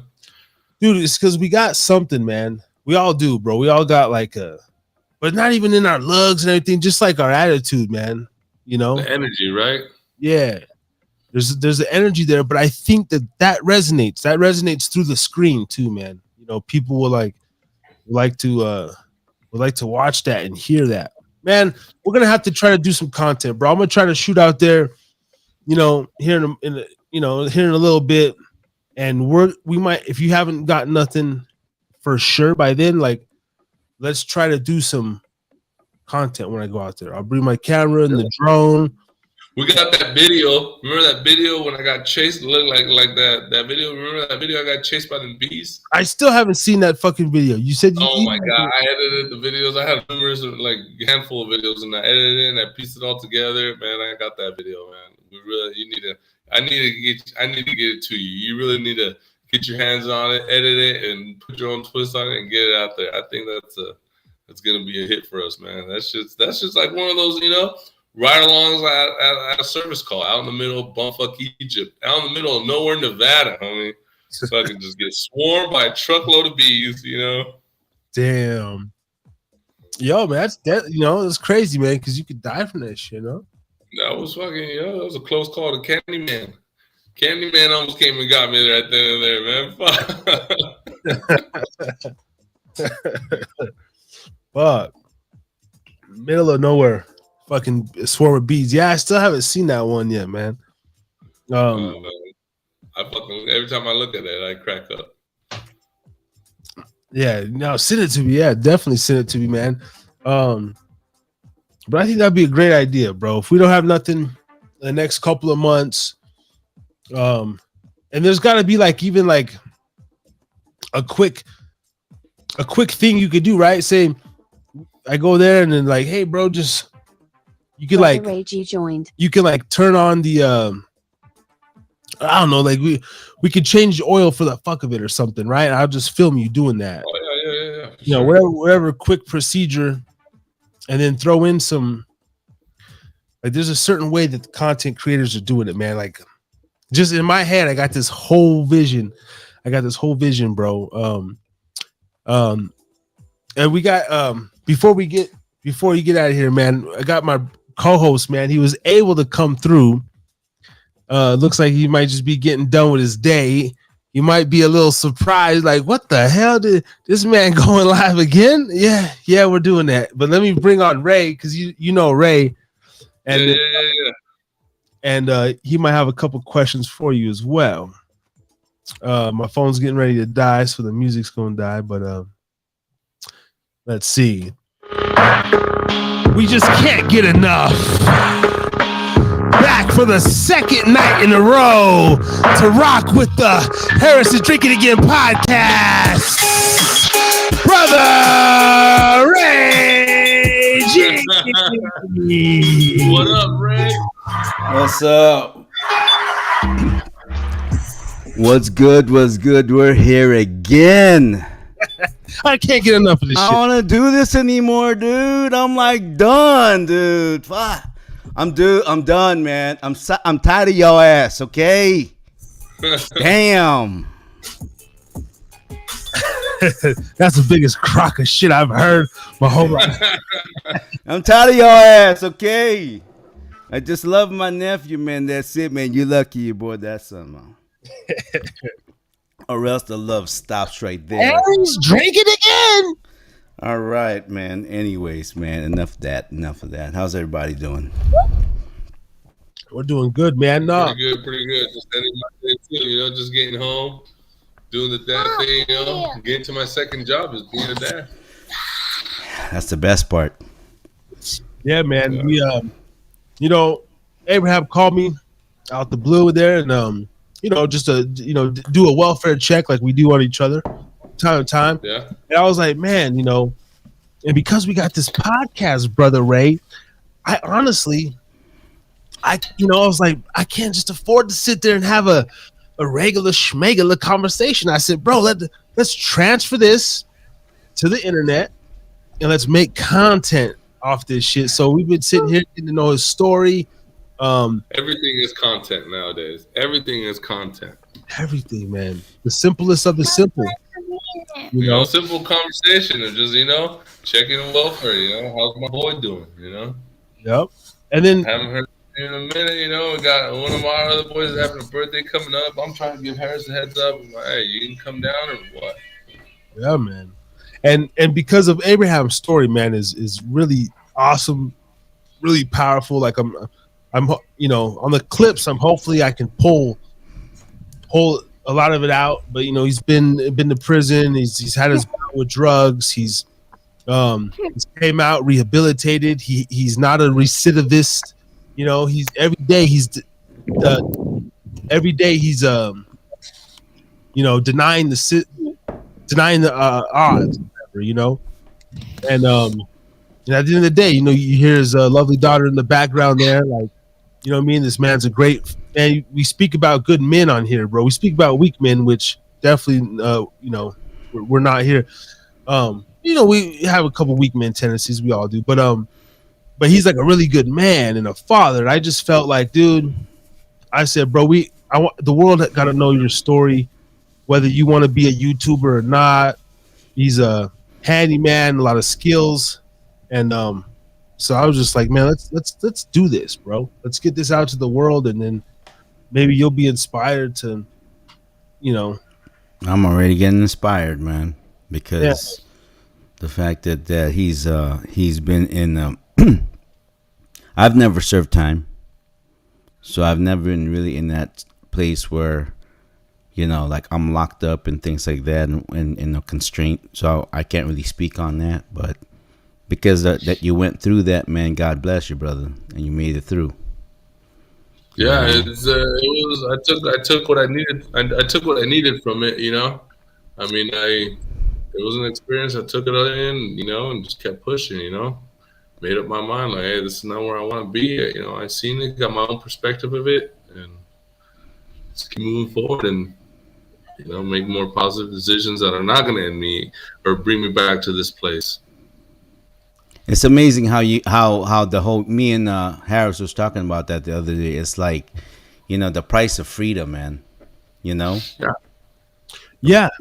No, he just said this 20 minutes ago. He said we just took that subject. Yeah. The same thing I told you today. I was like, he wants the money. Financial freedom, not only like as in freedom out of living the free world, but financial freedom as well. Right. I this is just how I feel. Okay. To me, my definition of wanting to be wealthy is not for material gains. I mean, that's easy. I wanna be able to just, my money's coming in, because I figured out how to keep the faucet running, cash flow coming in, to where I just want to volunteer my time in areas that and a true entrepreneur. I was reading, if you ever got into Robert Kiyosaki books, he said a true entrepreneur, when he wrote that book, Rich Dad, Poor Dad, is someone who is willing to voluntarily do the work, not get paid, but yet work as if they own the company. They put the most work. That's a real entrepreneur. And you've been in that exact position before, haven't you? With I don't know if it was with Grease Monkey or with the shop, with the upholstery. Like, you've been in that situation a lot, right? Yeah. I've put myself in that situation just for the learning purpose of it. You know what I'm saying? Because I know I was going to gain something at the end. The knowledge I was going to gain at the end was just, was those prices. Something that nobody's ever going to be, it just keeps paying time and over again. It's craftsmanship, man. Because I learned how to embroider without even wanting to learn how to embroider. But that's my business in Hawaii. Yeah. I understood the whole fabric and stitch count and all that good stuff. How to make patches, how it makes it look detailed, and this and that, and logos and stuff like that. That's a skill set that it's. And no one can take it away from you. No one's going to be able to take it away from you. You know what I'm saying? No one can ever take it. And that's the reason why I think in the future, like, I think people are gonna get more into the more natural things, make, who knows, man, maybe we'll even make our own shoes. I would love to make my own shoes, dude, like, do it right, and have the tools and shit, like embroider your own, ball caps, that's the exactly, big thing now, man. Everybody's into ball caps, ball caps are just like Jordans, you got the nice new 5150 new eras, you can embroider some new design on there, somebody's name, it's a fun business, but it's a fun business, but there's it's good. That's just part of our merchandise, whatever. So but even when you guys get to doing the merch, you know what I'm saying, like. If you know that skill set, you can actually be doing embroidery things, and not have to pay out on that. You know what I'm saying? You keep that in house. That's something that's going to pay over itself again. Yep. Like so I learned that that business trade, and I love it. I still have it in Hawaii. So yeah. Hey, I know you're getting. You still got a minute with us? Your kids are getting a little antsy, I know. But you said something before we started talking that me and Ray talk about a lot, and Abraham admitted this himself. Mm-hmm. But sorry about that. What was it? Oh, before I won't keep you on too much longer. I know you got to get back to the fam, man. I appreciate you. Appreciate. Yeah. Can we talk about your bitch dependencies? Oh yeah, man. And that's me keeping it real. And I'm bitch dependent. I mean, you know what I'm saying? Like, it is what it is. I gotta, and I gotta keep a certain female, that's gonna be dependent on me in order, Yeah, we were talking because me and Ray have this talk a lot. Like, we're kind of better off. I mean, he's been married 26 years. He's doing his single separation thing now, whatever. I don't like a bitch around. Like, I don't like a bitch around me if I'm just really not smashing like that. So, but for you actually, you like the structure. You like having a woman in the house, and doing that. I do. I like to be, you know what I'm saying? I mean, I play a certain role, and I want my woman to play, my significant other play a different, her role. You know what I'm saying? I mean, you've known me. I go through relationships. I'm out of one relationship. I'm into another relationship before I'm out the last one. You know what I'm saying? That's what I'm going to replace it. Don't even trip. Yeah, I got girl already doing my laundry. I know you do. You always got something, man. So, but we dissect these things because it's like, I mean, yeah, that's just what you do. Do you feel like, but is it a dependency? Like, because see, in your situation, I would just say you're a fucking, you're a man whore and you just like pussy. But I know you grew up around, sisters and your mother, so you do have an affinity towards women. It's not like you're a woman hater. You generally like women. You love women. Yeah. But is it more of like an ego thing, like keep you on your game, or is it, do you just like the other woman to help? My question is, Abraham, I want to know your male figures that you grew up with, uncles, grandpa, whatever. Well, I didn't really have much older male figures around. You know what I'm saying? I was kind of my dad was around, but I didn't really spend too much time with them, just here and there. You know what I'm saying? Most of the things we did together were just work related. You know what I'm saying? It's either he would show me how to work or something. You know what I'm saying? And he was a provider. Ultimately, I grew up and that's the role I want to play. Here in my household, I take care of all the bills. You know what I'm saying? My girlfriend, I made her get a job because I don't want to pay for her luxuries. Whatever she wants. Like, if I don't see it, like, doing anything for us, like, nah, girl, we can do without that, Yeah. So she works just practical. Get her practical shit, She goes shopping all the time, Yeah. That makes a lot of sense. And I mean, she's here, like I like to have my dinner cooked, my lunch packed, my laundry done, That's shit I don't want to do for myself, Yeah. And on top of that, I want to have my kids with me, and I want them to be taken care of, in a certain way. I want them to have certain attention, Right. I want to give them that mom and dad, I want to play house. I don't want them to be experienced that they have an actual normal house, I feel that that's gonna keep them successful. I came up with, my parents' marriage wasn't all that great, but I had both of them at home, and I think if I can learn from their mistakes, maybe I won't repeat them here. And so far, I mean, I think I'm How many kids you got? I got right here living with me. I got my boy and my little girl. Oh yeah. And that's yeah. And it's like 11 and 7. Wow. Okay. Magical years. Yeah. Yeah. 11 and 7. Who was 11? The boy. Which one is older, a boy or the girl? My boy, he's 11. Okay. And your baby girl is 7. Okay. Yeah, and it's something like we came together. She had my little girl. She's obviously she's not my biological daughter, but I've been raising her fine. She sees me as her father. I'm her father figure. So I played that role. I know the role I had to play. She didn't have to tell me. I knew exactly what she needed in her life. And in turn, expecting her to give me what I needed in my life. My boy is a single.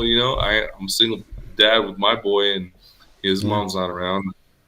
Yeah. So we kind of, That's powerful though. You said you knew you knew the role that she needed. She didn't have to ask. You stepped up. You took it on yourself to step. That's powerful, bro. And a lot of men aren't like that. And I want to say this too. This man right here, this gentleman, is the one responsible for me.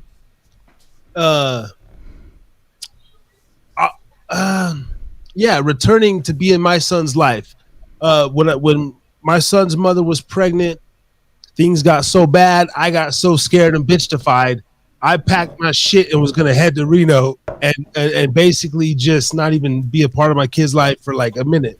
And I went to Wendover and stayed with the homie here for a couple days or a week or whatever. And he was just talking with me, and he and I give you the credit, bro. Like your words, like and because we're brothers. You encourage me to go back, dude, and you're like, deal with the bullshit, deal with the so. He's really responsible for that. But hearing him speak like how he is, though, like a lot of men aren't like, bro. You know what I mean? So I take his words like in high regard. You know? Wow. Are you guys what are you guys the same age, or Abraham a little older, or like nine? I think I'm like 9 months older, maybe a year. Yeah, I mean, I consider that the same age. If we're within a year apart, we're the same age, right? Yeah. Right. It's amazing, huh? Yeah. That's good, man. That's good. Fern Dog's the oldest. He's like 37, right? And then we're all 30. Jake's gonna be 36. We're 35, and then he's 34. But he'll be 35 when I'm still 35. Yeah. Right. Like the same crew, man. Within a couple years, bro. But he wasn't like, you weren't part of the crew that I met, because I met a lot of your boys. Abraham wasn't one of them, huh? Yeah, it was him, Jake, and Wait, he came by the house? He came by the house? Yeah. When I was really? Yeah, in Reno? Yeah. Oh, really? Yeah. I was a little slimmer, right. Nah. Okay, you probably did. I'm sorry, man. You know, my parents probably changed a little bit. No, the bottom line is, man, you guys are boys. You guys, that's what men do, man. That's what we do, man. Yeah, but when we like to get to the bottom of this too, because like when you put it like that, though, right? And me and Ray say a lot of times, like, if you like the fact that you're saying that, hey, I'm in need of a woman. But in your situation, I think it's a little different because you're obviously a hardworking man. I know that you can make your own money. Like a lot of men, they need the woman almost like their mother, in a sense of they can't like function without a woman. You want to be the provider. It sounds like you want the traditional role. That's what I want. I want a traditional role, bro. But it's hard. Yeah, you're the king of your house. You're the king of your house. I got with my girlfriend. She's from Wendover. She comes from traditional parents. Old school Mexican. Come from a little fucking shithole in fucking Mexico where there's fucking nothing. They still ride donkeys out where she's from. Yeah. But I mean, so she's kind of accustomed to big on the whole family thing. Her parents and all that shit. Her parents are still together, so that's another key thing I looked at too. I was like, well, you know what? It seems like you come from all right. Your parents are still together. It seems like you come from a good home. I consider that. If the parents are still together, and do all that. I mean, to me that's a win. That's you must have some values that you can respect. You respect my values, you know what I'm saying? You're kind of what I'm looking for. Yeah, she's a little younger. I figured, yeah, I've been with her now, at first when I got with her, she's a little young, mature, whatever, but I figured I capitalize on that. It's like, just follow my lead, mold you. Yeah. Mold her, yeah. Yeah, I mean, now it's all, I'll strive for that, I mean, I love it, it's, I like the house pussy, I can't complain, That's it. I'm gonna follow that trail, man, Abraham. I'm just gonna follow that trail, man. I'm going to Philippines and get me a youngin' over there. You come with Uncle Ray. You know what? Yeah. Why is that? Because I'm following the Abraham way. That's right. That's right. I'm gonna do that, man. You know what I'm saying? And then tradition. My girl now, she's 10 years younger than me, and it's like, you gotta have not too young, but young enough that when you look down at them, like, damn, you know what? At least you look at yourself in the mirror. I'm a little older, but she's still young, She's actually, you know what? That's kind of look. My wife is a year older than me, dog. And they say that women are naturally 4 years advanced than men. But I'm gonna tell you a little something.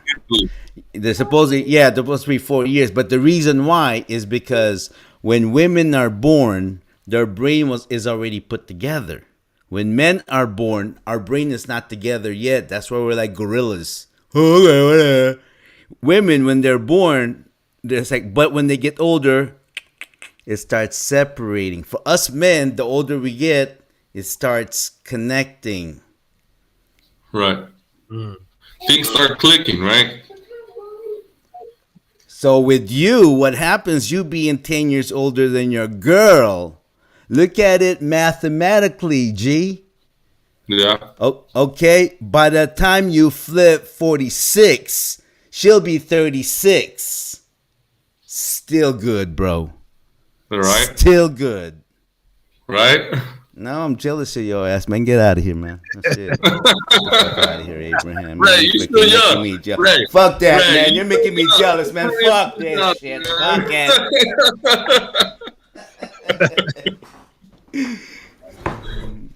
it. With a name like Abraham, I should have followed your ass a long time ago. Why'd you tell me about this, Dakota Vine?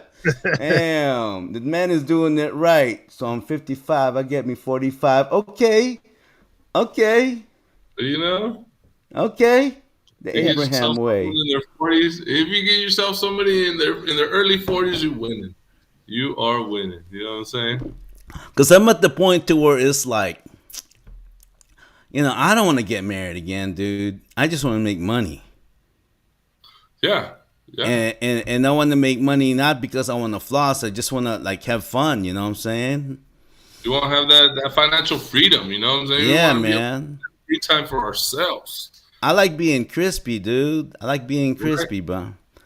Crispy, man. And I like I like being the like a gentleman, open the door, all that old school stuff. And sometimes I just like to take a woman, not because to screw her. I just like the fact of that I'm eating across the table and a beautiful human being across from me and looking all sexy. Oh yeah. And we're having dinner. I open the doors for my dine. girl. I open the car door for my girl all the time, man. She eats wine it all and dine, up. You know? and yeah. They don't see that shit, man. So she be eating shit like that all up. I mean, like, unbelievable. Yeah, you know what I'm saying? And then, we do a little salsa dancing or something like that. We're both like, into our nines, you know what I'm saying? Just one night, just play pimping, you know what I'm saying? Whatever. I like that kind of shit, man. Yeah. I like that kind of stuff, man. And then I love this, man, right here. This I love, bro. The vibe, right? The vibe, right? For sure. Yeah. And just like in this day and age, bro, it's like men having real conversations to the point where like, we all talk behind closed doors, but a platform where like we can openly, publicly express some stuff, right? Or we can, I learn stuff I pick brains, see how other people live, and we kind of, it's a place, it's like a therapy, we call it. If it's not Thursday night rants, it's therapy night rants, but it's like a therapy, bro. Like you can get what's off on your chest, and because I asked, other men their opinion, like, hey man, I'm thinking about this. What is it? Is it cool? So you get the feedback, the whole thing, man. I think it helps us get better. And I think for men, being online is okay because we're comfortable. I mean, yeah, we go to each other's houses and all that back in the day, but like you're over there, it's not your place. You can't fart. You just can't scratch your nuts. You can't do the man shit. You know what I mean? Like that you do in your house. You know what I'm saying? Fart if you want, freaking scratch your nuts. Yeah. But if you're like this, like you still want to hear your homie bullshit, but you're like, they ain't seeing me fucking scratching my nuts, picking my ass and freaking, you know what I'm saying? Just doing my man shit. Freaking, we're gorillas, dude. Come on, that's what we do.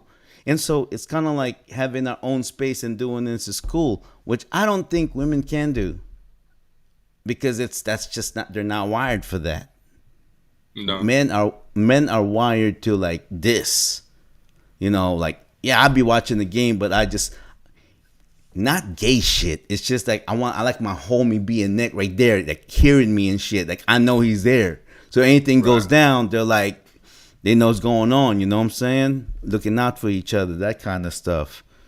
That homie security. You need that stuff. Camaraderie, right? Yeah. I mean, we don't have to be each other like close and all that. We still do that cool, but for something like this, where we just talking and bullshit, and and maybe there's something off you want to get off your chest, like fuck, man, this and that, da da da da da. Vent off, man. Fucking, we are here, man. Well, listen, fucking, okay, all right. Fucking, you vent. And I'm trying to figure out, because we're all, like you said, we're men. We're always growing, man. Like, I feel like ourselves, like I call it 5 stages of manhood. That's just something I've been saying. I feel like I'm in stage number 4. And maybe there's, I don't know how many stages there is, but I feel like I'm in 4. Maybe I'm in 5. And I would say that you're in 5, right? Now, I may be in 5, yeah. Yeah. I feel like you are in 5. Let's just say there's 5. 10 stages is too much to comprehend. 5 stages. Yeah. 5 stages is pretty accurate. I would say that me and this gentleman, we're in our 4th stage of manhood. We're going on 40. I feel like I'm barely on my 2nd stage, man. I feel like I got over the stage of being young, dumb, and full of cum, man. I'm fucking barely going into fucking maturity, There you go, yeah. And I'm hell yeah on that point too. Like, ain't gonna front you, bro. Like, definitely, like, because I've only barely been mature the last since my son was born. I barely started to grasp adulting. Right. Wait till you get into your 40s. That's all I gotta say. No, I'm serious, because in your 40s, and the reason why I say this is because when I went to Hawaii, I was in my 40. I was 40 years old, right? And it was like, okay, I'm in Hawaii. I'm 40 years old. Okay, I'm living. And in your 40s, everything you did right in your 30s is going to reflect in your 40s. And then you're going to be like, your mind is going to be even more like open and more creative and all that stuff, because you're at that mode of like making something happen age. I love it when I was in my 40s, man. That was a good age. And as far as like physicality, that was the time when I started running a lot in my 40s. And I'm 55 now, man. It paid off, dude. So your 40s is, wait till you get in your 40s. The wisdom, man. 40s. We're talking about the age in your 40s. Yeah. You guys are like mid-30s, right? Well, that's what they're saying, man. Mid-30s, man. Mid-30s physically have been the worst for me. I'm in the worst shape of my fucking life. Oh, yeah, because your kids are still young and they're eating the junk. Yeah, no. Yeah, and I'm eating everything they don't eat, you know what I'm saying? We go to the restaurant, oh, man, I was at my fattest in my 30s, man. I just got lost weight when I went to Reno, because it was just, I got so busy working with these guys. But other than that, I was like Chubba Dub, man. I was Chubba Dubbing in Vallejo, man. Because so my kids. Well, I guess it's normal then, huh? Being, putting on the weight at 30. Mm-hmm. And then when your kids start... That is in. That's what's yeah. And then your kids get into that age where they become active, like around 8, 9. And then you put them in some sport, whatever.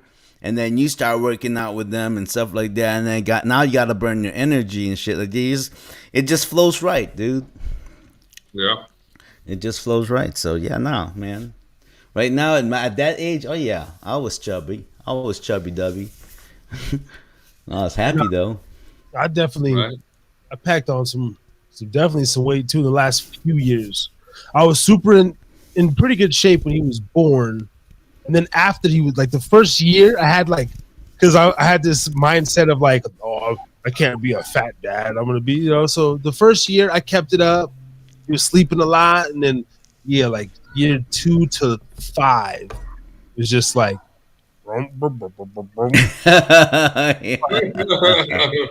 man, kids, just eating everything, and then straight up getting comfortable, bro. Like,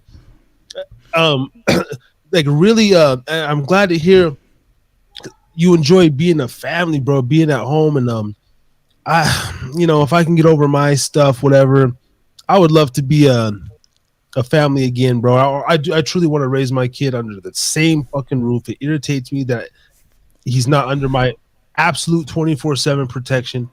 That's the only thing that's honestly like probably bugging me in my personal life right now, is just the baby mama stuff and figuring out, okay, I know I'm no good for a relationship per se, at least with with her or whatever. Like, I don't know what it is about that, but I know that I want to be a dad and I want to have my son, and I do want to be a provider.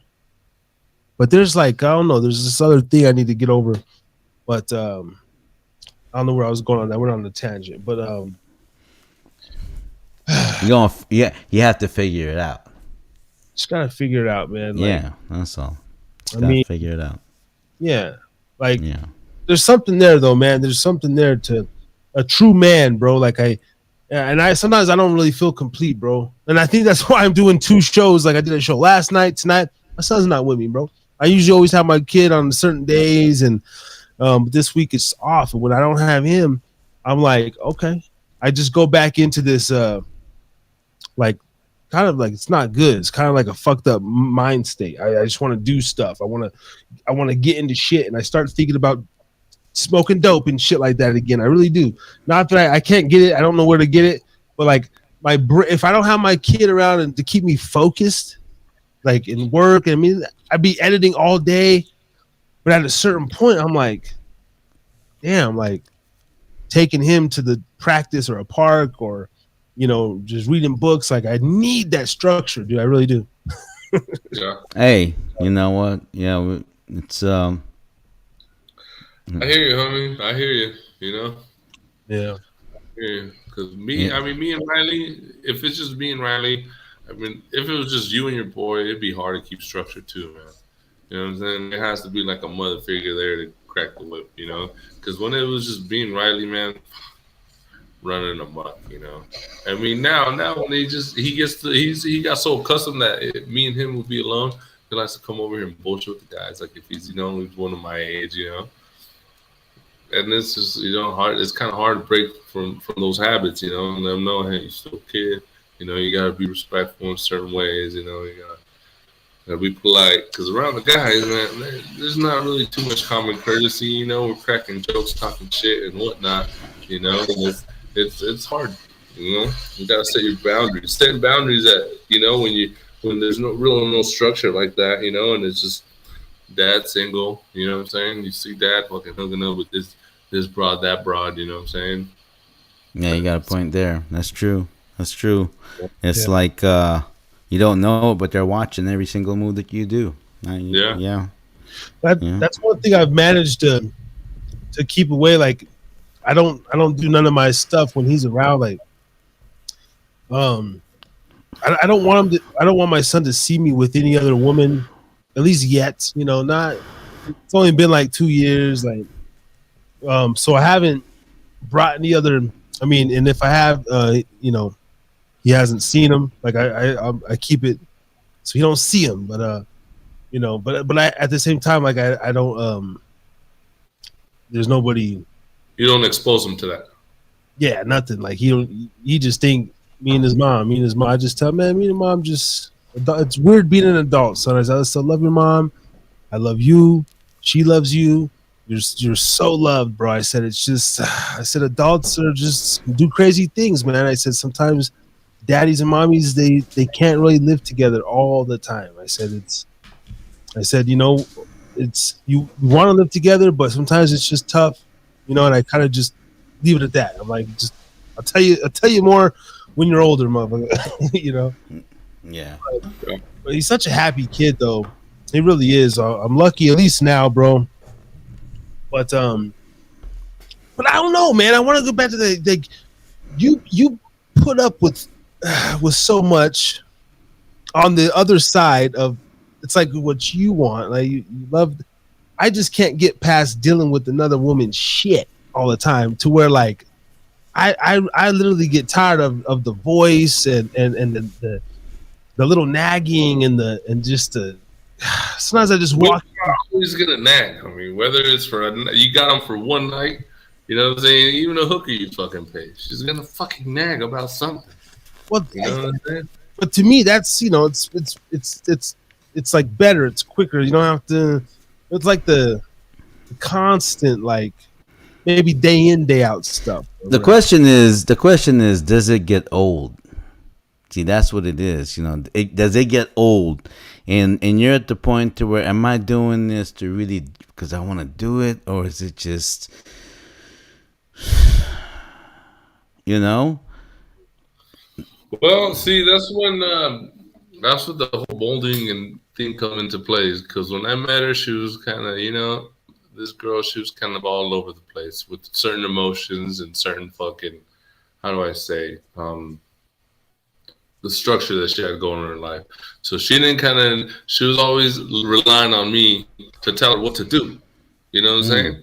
So that's how it kind of developed, and I've seen her evolve like into the person that she is now. It's just been different. You know what I'm saying? She's evolved to accommodate me more. And it's like, and I see certain habits that she's grown out of, and like nagging things that she's like, okay, well, I know him for this, and he's not. I don't. So it's like the nagging. They're always giving me nagging, but I mean, it changes. How do I say it? It could either go bad or it could lighten up a little bit. You know what I'm saying? It could either get worse or lighten up. And then in our case, I think it's been lightened up. Yeah, she likes to keep me on check, but that's my own fucking fault. You know what I'm saying? Like, yeah, I want to be in a relationship, but I'm a fucking dog, man. I give into temptation. You know what I'm saying? Temptation's always around. I'm given to temptations, and I cannot help myself. Yeah, baby, can't you understand that? It is what it is. And, I try to explain to her. I'm like, girl, I mean, it's not like I'm out there, I'm only coming home to you. Coming home to you, You're coming home, yo. That's classic baby boy shit, though. Like, I'm coming home to you, baby. I mean, for maybe the last 3 hours I wasn't with you. But I'm coming home to you. Man, I have the worst. You know what? I want to say I have the worst fucking life, man. I'm at fucking work, and there's always, no matter what fucking job I get, bruh, there's up. Always, man. There's always one. Like every dog. Never dog. There's always man. One. I came from Hawaii, bro. I came from Hawaii, man. 15 years, man. You talk about all flavors, all sizes, all nationality, like you name it, man. I saw some walking buttes. Feel me, man? Yeah. But that's so manly of you, bro. To like, because that most men, that's the mindset that we're in, and women will never understand that. Patrice O'Neal, rest in peace, tried to tell women this. Corey Hope. We got a bunch of comics out here that have this philosophy about men and women. But what you just said is something that's so true. It's like we can love you and do things for you that you're not going to do for any other woman. But when it comes to the simple aspect of your thing being as hard as this right here, it has no mercy. It has no mercy. It's just it's like breathing air or whatever Mike used to say. It's like doing a rep, dog. It's like doing a rep. It's like sex to me is like a rep, dog. It's like 1, 2. It's just something I do, bro. but there's a certain gym that he goes to, right? Like the gym is his baby. He's not gonna go cheat on another gym, but when he's in the gym, he's like, the women are just reps, bro. Like, get me for the. But it sounds. I don't know how it sounds. I guess it sounds horrible to women, but it's really the truth, bro. Because we don't really have sex with them that much. We can, but generally no. We just have sex with very little emotion, and we're so ecstatic about it though, like because you're having it, you're like it's feeding some part of your ego, your primal thing that makes you who you are. The best part is the hunt, dog, and the get to. Once you get, once you get in, you're like, okay. But the hunt, that's the one. The hunt and the get to. I'm getting in. After you're like, oh. Okay. Well, it's like the capture and the kill, right? The lion faces down. You're like big expectation. You go, oh, fuck, it's kind of the same thing, Yeah, and it got to me that way. That's when I decided, you know what? I think it's time for me to hang it up because it's just the game's gotten. I'm not saying easy, but it's just gotten so monotonous to me. So that's when I decided to get married. Yeah, yeah, man. I don't know, man. That's crazy though. And God forbid, right? Because all the women are gonna say this anyway. Well, why you have somebody on the side? Well, why can't I? Right? Oh man, I think it's different for them though. Like, or what if I did the same thing? It's like, bitch, shit. There you go. I always pitch it to them too. Like, there you go ahead, go ahead. That just gives me a free pass. Just go ahead. Because deep down, they really don't want to, and it's like, women they're very loyal, I guess. Yeah, they're very loyal. They want a relationship, and they don't want to. Yeah, and they're the receiver. I mean, you don't want to be receiving a lot of cock. It's not natural to receive a lot of cock. I mean, but we give shit away, so we want to give cock. It's like, hey, I got a lot. It's like fucking erections constantly, right? It's like it's a whole wiring. We're just built different to fuck frivolously. But but that's why I gotta have in-house pussy, bro, just to keep me in line. Right. Like, but yeah, man. But it's interesting. I wish there was a way to like. I don't think there'll ever be a way to get them to see us how we feel it, but that's the beauty of it, I guess.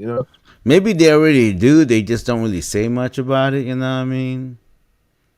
And unless it's kind of like obvious to them and someone. But if it's like we play it right, we play our cards right, and it's not embarrassing them whatsoever, I think they know. Well, yeah. Well, Abraham's honest about it. Yeah. Dog. He's sitting in his house right now saying he's a dog. The girl knows, but it's like, but that's even to me like that dog is like a natural dog. I mean, he's sitting here handling his biz. He's not a dog as far as like doing her dirty and doing all this crazy shit. It's just a dog got to scratch his I also believe that there's some people, they're just meant to be with each other, man. I also believe in that. They're equally yoked no matter what, and you may not get it the first try. You may not even get it on the second try. I don't know, but there's some people that, shoot, I met these two people in Greyhound. They both had each other, kids and everything. They're in their 60s, dude, and they just got married, man. And they were like high school friends. You talk about meant to be. It's like, wow. Yeah. Yeah, I heard stories like that. Yeah, they're like soulmates. It's like, they're gonna be like, no, I'm cool with my wife. I don't need to sleep with her. I can sleep with other women if I want to. I don't want to because I'm good. And the woman feels the same way too. It's like, but I'm not. And there's couples like that. And I think, just to give an example, I would say Denzel Washington and his wife. What's his wife's name? Juanita or something like that. I think they're like that. Like what? Have an open relationship but choose not to, or what? No, they're more like I think they're just meant for each other. Like he's not. He's doing it for the movies, but he's not like, oh, I'm trying to get. He's just and he's satisfied with his wife. I believe there's people like that where the guy doesn't crave other women anymore. He just loves his wife, and there's some wives that just loves their husband, and that's it. I believe in that too. You know what I mean? It all depends. Yeah. And if you find that person, that man, God bless you, dude, because I didn't find mine with 3 kids after. I thought I did not, but maybe one day she'll be there.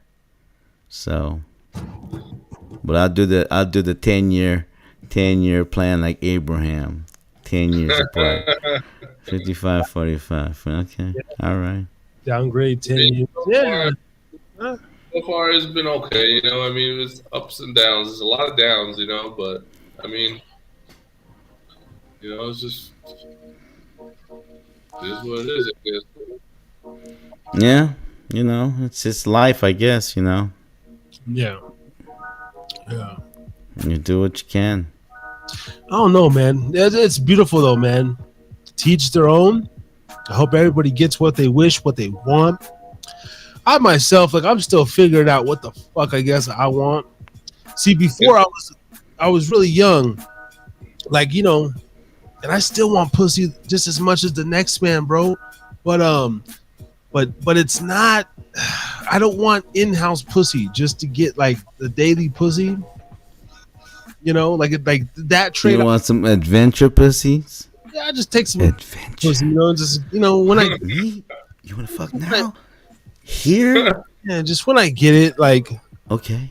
But the next woman that I really do, I really am starting to understand, man. Like, fuck, like I gotta pick like a dope ass partner. Like the next one for real, who I'm gonna like. Where do you think you'll find that though? Like, what's gonna happen? You're in some like, what would be your scenario? Where you just walking in the mall or something like that, and just you know what I mean? I want to gonna happen. I want to see how it pans out. I want to meet a woman. It's gonna be like. I want to meet a woman at like a library or like a coffee house, like some old school shit. Man, see now you look. See, you're fucking up there. I think. Look, you think about it way too much, and you're saying like a certain. You're starting to have certain expectations and certain. You're setting up. You begin to set a certain bar for yourself. You know what I'm saying? You gotta be a little bit. If it's something like that, like you're looking for a woman, you gotta be a little bit more open minded. You never know. What if it's a passenger that just got off a board and you buy her a drink? You know what I'm saying? Yeah, no, you're right. You never know. You know what I'm saying? Yeah. But if I had my you never know. That's what I'm saying. Could be. It's definitely grocery store. You never know. What if it's been the same cashier you've been seeing for fucking, I don't know, for the past 2 years? You've been going to the same grocery store, been going to the same cashier. You know what? Actually, because for us guys, like, I really don't give a flying fuck what she does for a living. I mean, as long as she's not a prostitute, something like that. But, like if she's like a hairstylist or something, or a nurse or something like that, it's how she respects me. It makes me feel like a man. That's the attraction right there. Because that's key. That's basically what it is. Now, if she's one of them women that are like, okay, I have my own profession, but I honor you as, as the man and everything. So, I'll be the queen and stuff. And, so. It's funny you say that, though. There is I do got my sights on something, bro. It's, goddamn, bro. Okay, like, when you see a woman, and you're like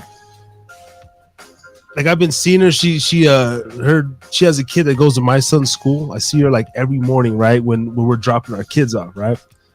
And or picking them up. We always see each other, but I haven't haven't made that initial connection, like. But play dates. That sounds like a play date. Yeah, like. But one day I'm sitting there, I'm like, because first I'm just like, damn, she's fuck, like, man, she's sexy. But then one day shit hit me. I'm like, wait a minute, because the feeling started to change. Because I'm not gonna lie, one morning I got like some like little like excitement, like butterfly feeling in my stomach when I seen her. I was like you're having a crush. Yeah, I was like you was in middle school. Yeah, I get a little real shit, bro. My patoy is getting a little stiffy. And then I started looking at her, and then the days went by, and I was like, okay, I legitimately do. Like, I got a full blown crush on this bitch. Like, I look at her and I'm like, I miss those days, man. I love those days. But the crazy thing is, I'm literally looking at her and I'm like, I think I could wife that up. Like, I think that might be the next one. You know what I mean? Like, I start to play these scenarios in my head, right? Like, yeah, right. And I'm thinking about like. Right, so you're not looking for no adventure pussy. If you're fucking looking at a female and you already fucking fantasize about marrying the girl, then you're just looking for the next relationship, homie. Well, with this one, like with her, I don't want to just fuck. I wouldn't just. I mean, I would, but like I literally look at like her aura, her being, like just the way she moves every day. I look at her like a wife, bro. Like she's not like a girl who just she's gonna. And she a single mom, like waiting for her daughter or her kid playing. I ain't never seen a motherfucking father show up to nothing. You know, I'm guaranteeing she's single. And you stepped up, play date. You just step up. Like, No, yeah. I've just been observing. You know, I've just been observing, and You didn't cause a scenario like, oh, thank you. Oh, no. Game? None of that game, bro. no, Like, single father game. Come on, man. Abraham, man, teach your boy. Come on, man. yeah, no, because I'm sitting back and we've introduced each other, whatever, but like, but I've kept it very like away, just because I'm, but now that we're having this conversation, and then the other day, like, I hate those opportunities, man. the other day, woulda, but did not. You've been seeing her, just ease up into it. You never know. You know what I'm saying? Just ease up into it with no high expectations. Just slide. No high expectations. That way you're not disappointed like to the extreme, man. You just ease up in there. Oh no. yeah, no, Man. you're right. No, and look, I want to say this too. I felt like a little biatch about a month ago because it's early morning, whatever. I didn't realize I parked right next to her, right, when we both pulled up. And then I go in, do my thing, whatever. Man, that's destiny. That's fucking fate telling you something. That's not a fucking sign, Harris. What the fuck, man?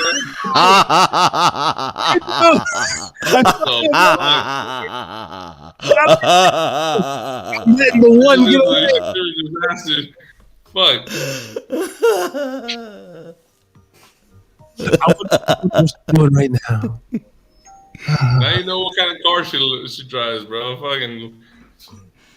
Hey man, nah, dude. Like real shit. My spirit has been like telling me like you get those things when it's like, I can say like do something or say, but usually it's always come and go, or she's across the parking lot and but this time, and I'm just sitting on my phone still, look up, and she's like dead ass in the car, already in reverse.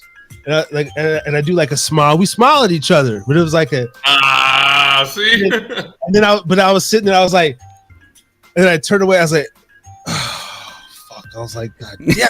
If I would have had my hand on the swivel, I would I don't know, man. Damn, I wouldn't know what to do, man. I've been married way too long. If I was in a single game, I'd be like, I wouldn't know what to do, man. Abraham, help me out, dude. What I'm gonna do? It's just, I mean, honestly, you just gotta talk to people with a certain energy, and you should just the way I practice it with everybody. You know what I'm saying? I talk to the one person like I do the next. And if she's even hotter, I give her the exact same attention, maybe a little more. You know what I'm saying? Mm-hmm. And honestly, they usually just fall right in your lap. They fall right in your lap, man. If they got that mutual attraction like you do to them, then they'll fucking bite every time, man. I mean, I'm at work and I work with older women. Like I see older women too, and I treat them just like I do the younger ones. You know what I'm saying? And them ladies are thirstier for younger meat than the younger ones are. So you can just imagine. You know what I'm saying? Right. I mean, you mean the MILFs? The fucking cougars, milfs. Cougars and MILFs. And then, the schools. Man, that's the territory for that's prime real estate for MILF hunter. You know what I'm saying? You're just MILF hunting right there. Oh. Go and pick up your kid from school. Fuck, man, it's prime territory for MILF hunting. Yeah, open season on all the MILFs, bro. Like, I mean, come on. I know, man. Mikey used to ride with me just to go pick up my kid from the elementary school. Like, damn, it's another episode of MILF Hunter. Yeah. No, dead ass, man. Now, after this last occurrence and the fact that I be like thinking about this broad a little too much, I'm like, okay, like I'm gonna have to see what's up, man. It might be the next, because those feelings right there though, I see a lot of hot bitches that I just want to fuck all the time, but I literally look at her, I'm like, there's something. I don't know, and that one doesn't come a lot. That's how, to me, I would know a girl's quote unquote special or whatever. It's like, there's just something about you, like I don't know, and it looked like she needs some loving. You know what I mean? You know those women that just look like your baby daddy probably a fucking douchebag. Like you need some good loving. You need a good nigga in your life. You know what I mean? Now you're just soaking up energy. You're just looking to soak up energy and see what they're at. You know what I'm saying? See now you trying to see what they need. You know what I'm saying? You're trying to get on. You're trying to play that role. You know what I'm saying? What is it that you need, girl? I was like, let me be the one to give you what you need. Yeah, Right? yeah. Let me get And you. that's the angle to do too. You know what I'm saying? If you really want to win their heart over, and you're just not trying to smash and dash, and yeah, bro, that's what you gotta do. You gotta play that role. You gotta be like, all right, what is it that you need in your life? You know what I'm saying? Yeah, like I see, like I don't know. I just see like most of them though. A lot of guys ain't shit, or we used to not be shit, or whatever the situation is. But where I'm at now, and I'm starting to see things. But when I see this particular one, I see like I don't know. It's like feeling that I get, like you're holding it down, but you ain't got nobody to match you. Like whatever. To open your You door for you. mean You that know what I'm falling? saying? You mean that falling in love feeling? You're not feeling the falling in love feeling. Do you even know what that falling in love feeling is, man? I mean, no, I don't. Falling in love. What about you, Abraham? Man, that falling in I love don't know. I feeling, think bro. I do, man. But I'm gonna be honest with you, man. I'm a fucking lover boy with these girls. Every single girl that comes my way, I love all these hoes. I love all. I love them all. I fall in love with all of them. I'm not gonna lie. You know. Yeah, Yeah, yeah. For me, it's like yeah. I just that feeling that I've only had that like once, but it was like I like the other stuff. Fall in love Yeah, feeling. but like I was still young. I was Yeah, 25, so but the other stuff, I couldn't be a yeah. provider. I couldn't be like I knew what I lacked, so I was like, I can't really, you know. Yeah. I think I was in lust. Yeah. Now that you see yourself, I think you analyze your situation. You're like, okay, I actually got something to give, and I could actually, provide for somebody. Yeah, that's You got that self-esteem booster. You got the self-esteem booster. You want to show it off. You know what I'm saying? You want to be able to Mm-hmm. flaunt it. Like, hey, girl, I can play yeah, that role for you. You know what I'm saying? yeah. Like that's honestly, yeah. Whether it's some people call that a trick or whatever, but not even that. Like just knowing that I got a kid, and eventually, I mean, hey, fuck it. Would you want to be the most eligible bachelor? Who, either one of us. You, Paris. Would you want to be the most eligible bachelor out there? The catch, the perfect catch. Do you want to be that dude? I mean, I don't know. Yeah, he It's like does. Look I'm the at. dude. I mean, Yeah, he fucking does. Like all the women line up for you. You know what I mean? Like that. Like, ooh, I can see him. well, Ooh, my baby be so cute and this and I mean, that. Whatever. well, every man wants women to line up for them. I would rather have women bend That's over. what I'm saying. What? That's it. That's what I'm going for. Well, I I mean, got a second chance, Abraham. You know what I'm saying? Yeah. yeah, Oh yeah. I You truly know, I believe mean, it. it's like I'm at that point where it's like I just want to, Billy D. but Yeah. yeah, no, but like when you say that term, I think of the show and like all this, like, Mm. yeah, That show is lame, dude. Nah, I ain't talking about that. That weak ass fucking lame ass show bullshit with them fake bitches in there. Yeah. I'm talking That's all. like That's the whole it's fucking fake, cast. dude. I mean, like trying to instantly fall in love. That's so damn fake, man. No, man. but no, I mean, No, man. like okay, learning about myself the last few years, like I didn't know that I had something to offer women when I was in my 20s, bro. I really didn't. I didn't like now that You didn't feel. You didn't feel, or you didn't know, or you didn't feel. You mm, didn't feel like you had anything to offer. yeah, okay, yeah, I didn't feel like because just financially, like where my mind was, But that's all. That's the first stage of being a man, though, right? I mean, we just going running through life, just you know what not I'm saying. yeah, Not yeah, worried about that. We're yeah. not really worried about that. That's in our first stage of being a man, right? We're kind of just like whatever, whatever comes our way. Hopefully, I land a good one when I ain't got nothing to offer. You know what I'm saying? And then you realize, okay, I ran through all these bitches, I couldn't find a good one. Now I think I need to be able to offer something to someone. You know what I'm saying? And that makes you the second stage of being a man, right? That's what brings us into what I call second stage. You know what I'm saying? Like, okay, I'm trying to be a provider now. You know what I'm saying? If I look at my girl, I want to feel like that butterflies in my stomach. You know what I'm saying? I want to feel that love. I want to feel like I'm in love with her. You know what I'm saying? Like, I want to do all those things, right? Like, I want to open her doors and do all that. Make her feel special. Make her feel special. Yeah. And in return, I mean, you feel good about yourself. You know what I'm saying? In return, I like that, man. That's because you're like, right? I'm a man. No, you do. Yeah, you do. Saying like, yeah. I mean, truthfully, for me, even sometimes when a woman kind of like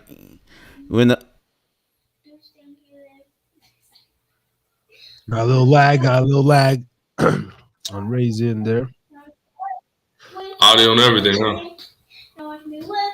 Got a little lag on Ray's in. But yeah, man. And sometimes it happens when we're speaking, when we get too manlified over here. Right. But yeah. You froze up, Ray. So you should probably get to be a guest on this show. And I don't know how hard it'll be, but what's that dude that had that called the Man Show? That guy? Adam Carolla and Joe Rogan. Adam Carolla. Yeah, that would be one, man. I used to listen to Adam Carolla. I remember I was like a teenage kid in LA, and I would sit there and listen to his talk radio show on the FM. Yeah, he was on Kiss FM or K Rock. I can't remember, but it was a LA radio station. Man, I remember I was young. I love that Adam. Or even Tom Likas. Dr. Drew was another one that was on there with them. Dr. Drew, right? He was actual MD. And the Jim, what's the other dude? Jim, little short guy, fucking Jim. Forget it. It was Patrice O'Neal used to go on his show a lot. Fuck, God damn it, Jim Horton, some shit. Jim Norton. Something Horton. Hey, gentlemen, I'm gonna go downstairs and get me something to eat. So I'm gonna just turn off my microphone camera real quick, and I'll come back up. Okay. All right, bro. All right, man. All right, man. All right, Abraham, man. All right. Yeah, man. But yeah, bro, it's a fucking dope ass show, man. Thanks for rocking with us, bro, and giving us this dope ass content, man. And I want to participate more in this. I want to be part of this, man. So, man, next time you get on, I'll be more up to date on this. I'll be watching a little bit more, watching a little closer, because I really want to be part of this with you, man. Yeah, dude. Anytime. But yeah, dude, let's get back on. Like, the stream, the connection's a little in and out there. Like, we'll just get you back on. Hopefully, it's better. And then but I thought this was great, bro. I'm gonna break down the clips. We have dialogue like this, man. The world needs to do this, bro. It's helpful, bro. Helps me out too. Helps me sleep better when I have good conversations with people. Right on. I just wake up and I'm like, I feel like, because through communication, man, it's just like you get to know people, and like you said, and I like being called out. Like you made some good points. Like you said, do you know or do you feel, or like, because I say a lot of contradictory shit, and so I like people to sometimes like make me second guess or catch you and clarify it. Yeah, you know what I mean? Or then you might be like, you know what? Yeah, you're right. I should have said that. Let me say it this way. So all that stuff's great, dude. It's fucking brilliant, man. But before you go, man, like, I'll let you get back to the fam. I know your girl's probably going crazy over there. Tell her daddy's the big bad YouTuber, up on the Harris's Drinkin' Again podcast. my little guy be watching YouTube and he scrolls through and he'll see my shorts sometimes. He'll flip out. He'll be like, Dad, your short came up. You know, I'll be like, hell yeah.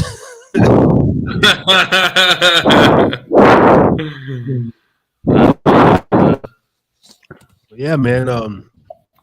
Yeah, anything else you want to tell the world? I always like to end on some positivity. You know?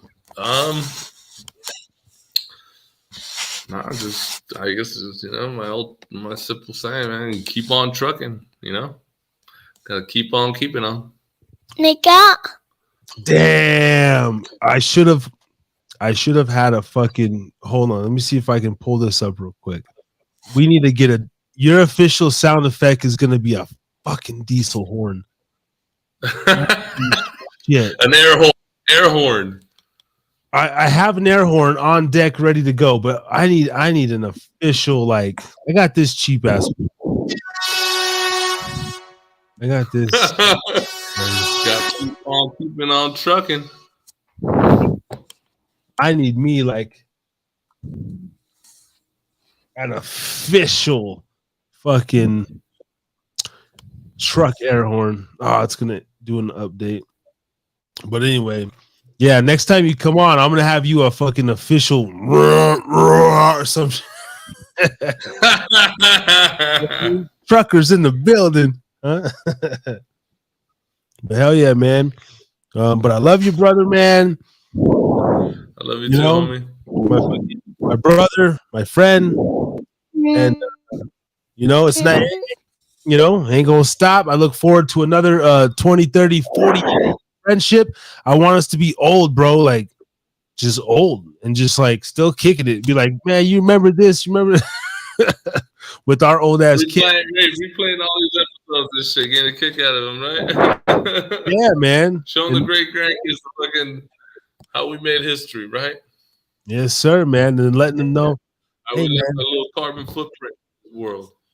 Yeah, dude. So, man, God willing, man, hopefully that will happen, bro. But yeah, man, I'll let you have a good rest of your night. Peace and blessings, bro. And then I'll talk to you on the back end, man. A couple days, brother. Oh, for sure, my brother. We'll be in touch. We'll be in touch, man. Much love. Out. Absolutely, man. Tell the family I said hi and everything, man. All right. Right on. We'll do, man. Send everybody my best regards. Much love. Bro. You too, man. Harry's drinking again. All right. We got, man, my homeboy, motherfucking AB Trux Morales, live on the Harris is Drinking Again podcast, baby. Let's hit that air horn one more time, man.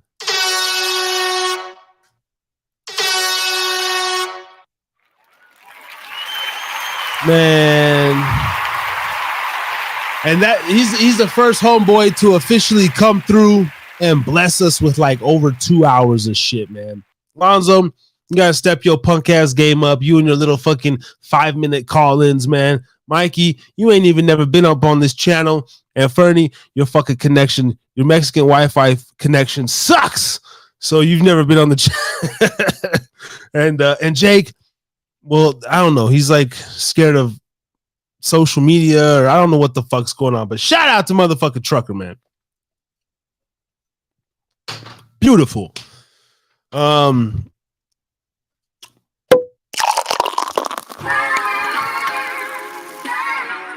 Man.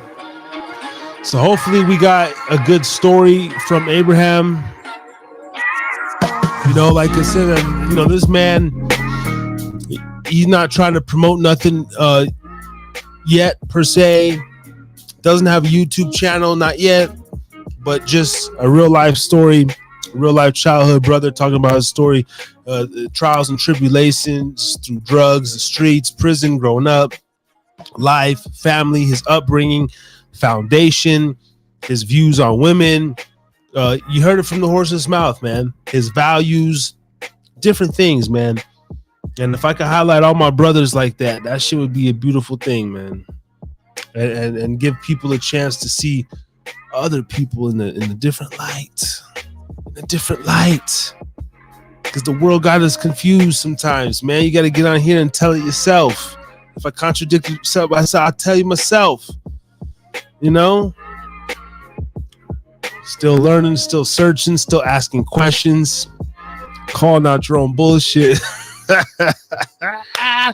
Oh, fucking lovely. Now, I think we're just going to end the stream. Ray talking about going to get some food and shit, man. 2.5 hours on a Tuesday. I think we out this bitch. Definitely be back Thursday for episode 045 TNR. We got Brian Beeline, host of the Beeline Web Show. We'll give Ray like a couple minutes here, maybe a 60-second countdown. I'm trying to go get some food myself. I got to go to the stove, grab a couple things, and still 9:30, baby. Day off tomorrow. Life's good, baby. Life's good. Oh man, just trying to get better as men, huh? Trying to get and you know, I think I do have a crush, man. I think there's actually a woman out there that I oh man, I'm gonna have to say something to the bitch next time I see her, man. Oh yeah, she might be the one. She might be the one. But then, what is the one? Because I know myself. God damn it, I'm gonna get it, and then I'm still gonna want her sister if she has one, or her friend. But there is something there, man. There's like a little something there. I look at her and I'm like, damn.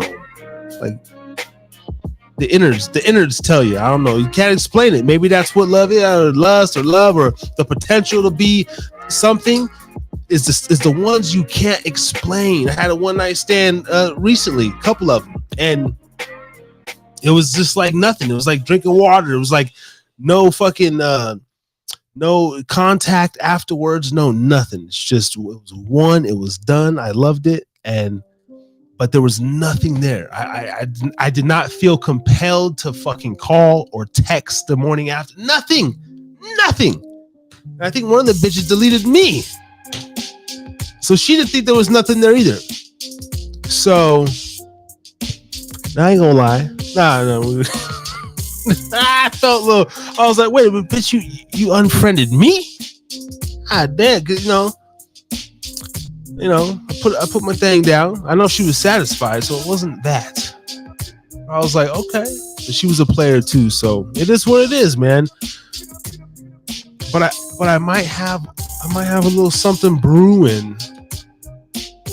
Like you said, man, divine intervention. There's too many signs. And I've already let them pass. I've already let the signs pass up. So we'll see. Might be the next Miss Harris, or the first Miss Harris, huh? Nah, ain't getting married like that just yet. But y'all know what I mean, man. It was a beautiful fucking show. Ray's punk ass is eating. Oh, I was ready to go back again. Yeah. But now we out this bitch, man. Abraham Trux Morales interview. It's been lit. Peace and love. We'll be back tomorrow. Thursday live, 8 p.m. Brian Beeline. December 8th, we got Big Freeze, Max. December 17th, Juan Vasquez. And we just locked down an interview today with a movie critic. Oh, we got a movie critic, and he's got views. His YouTube's blowing up. We got two movie critics. One of them, he goes by Nick Tabor. Movie, cinema, sounds, something. We're going to be filling you in on that. Anyway, peace and love. And I'm out. Harry's drinking again. Yeah. See y'all Thursday, 8 p.m. motherfucker.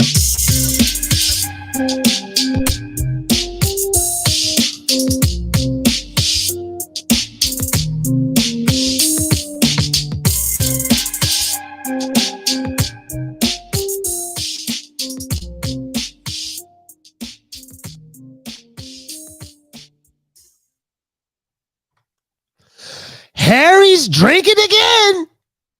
Pack.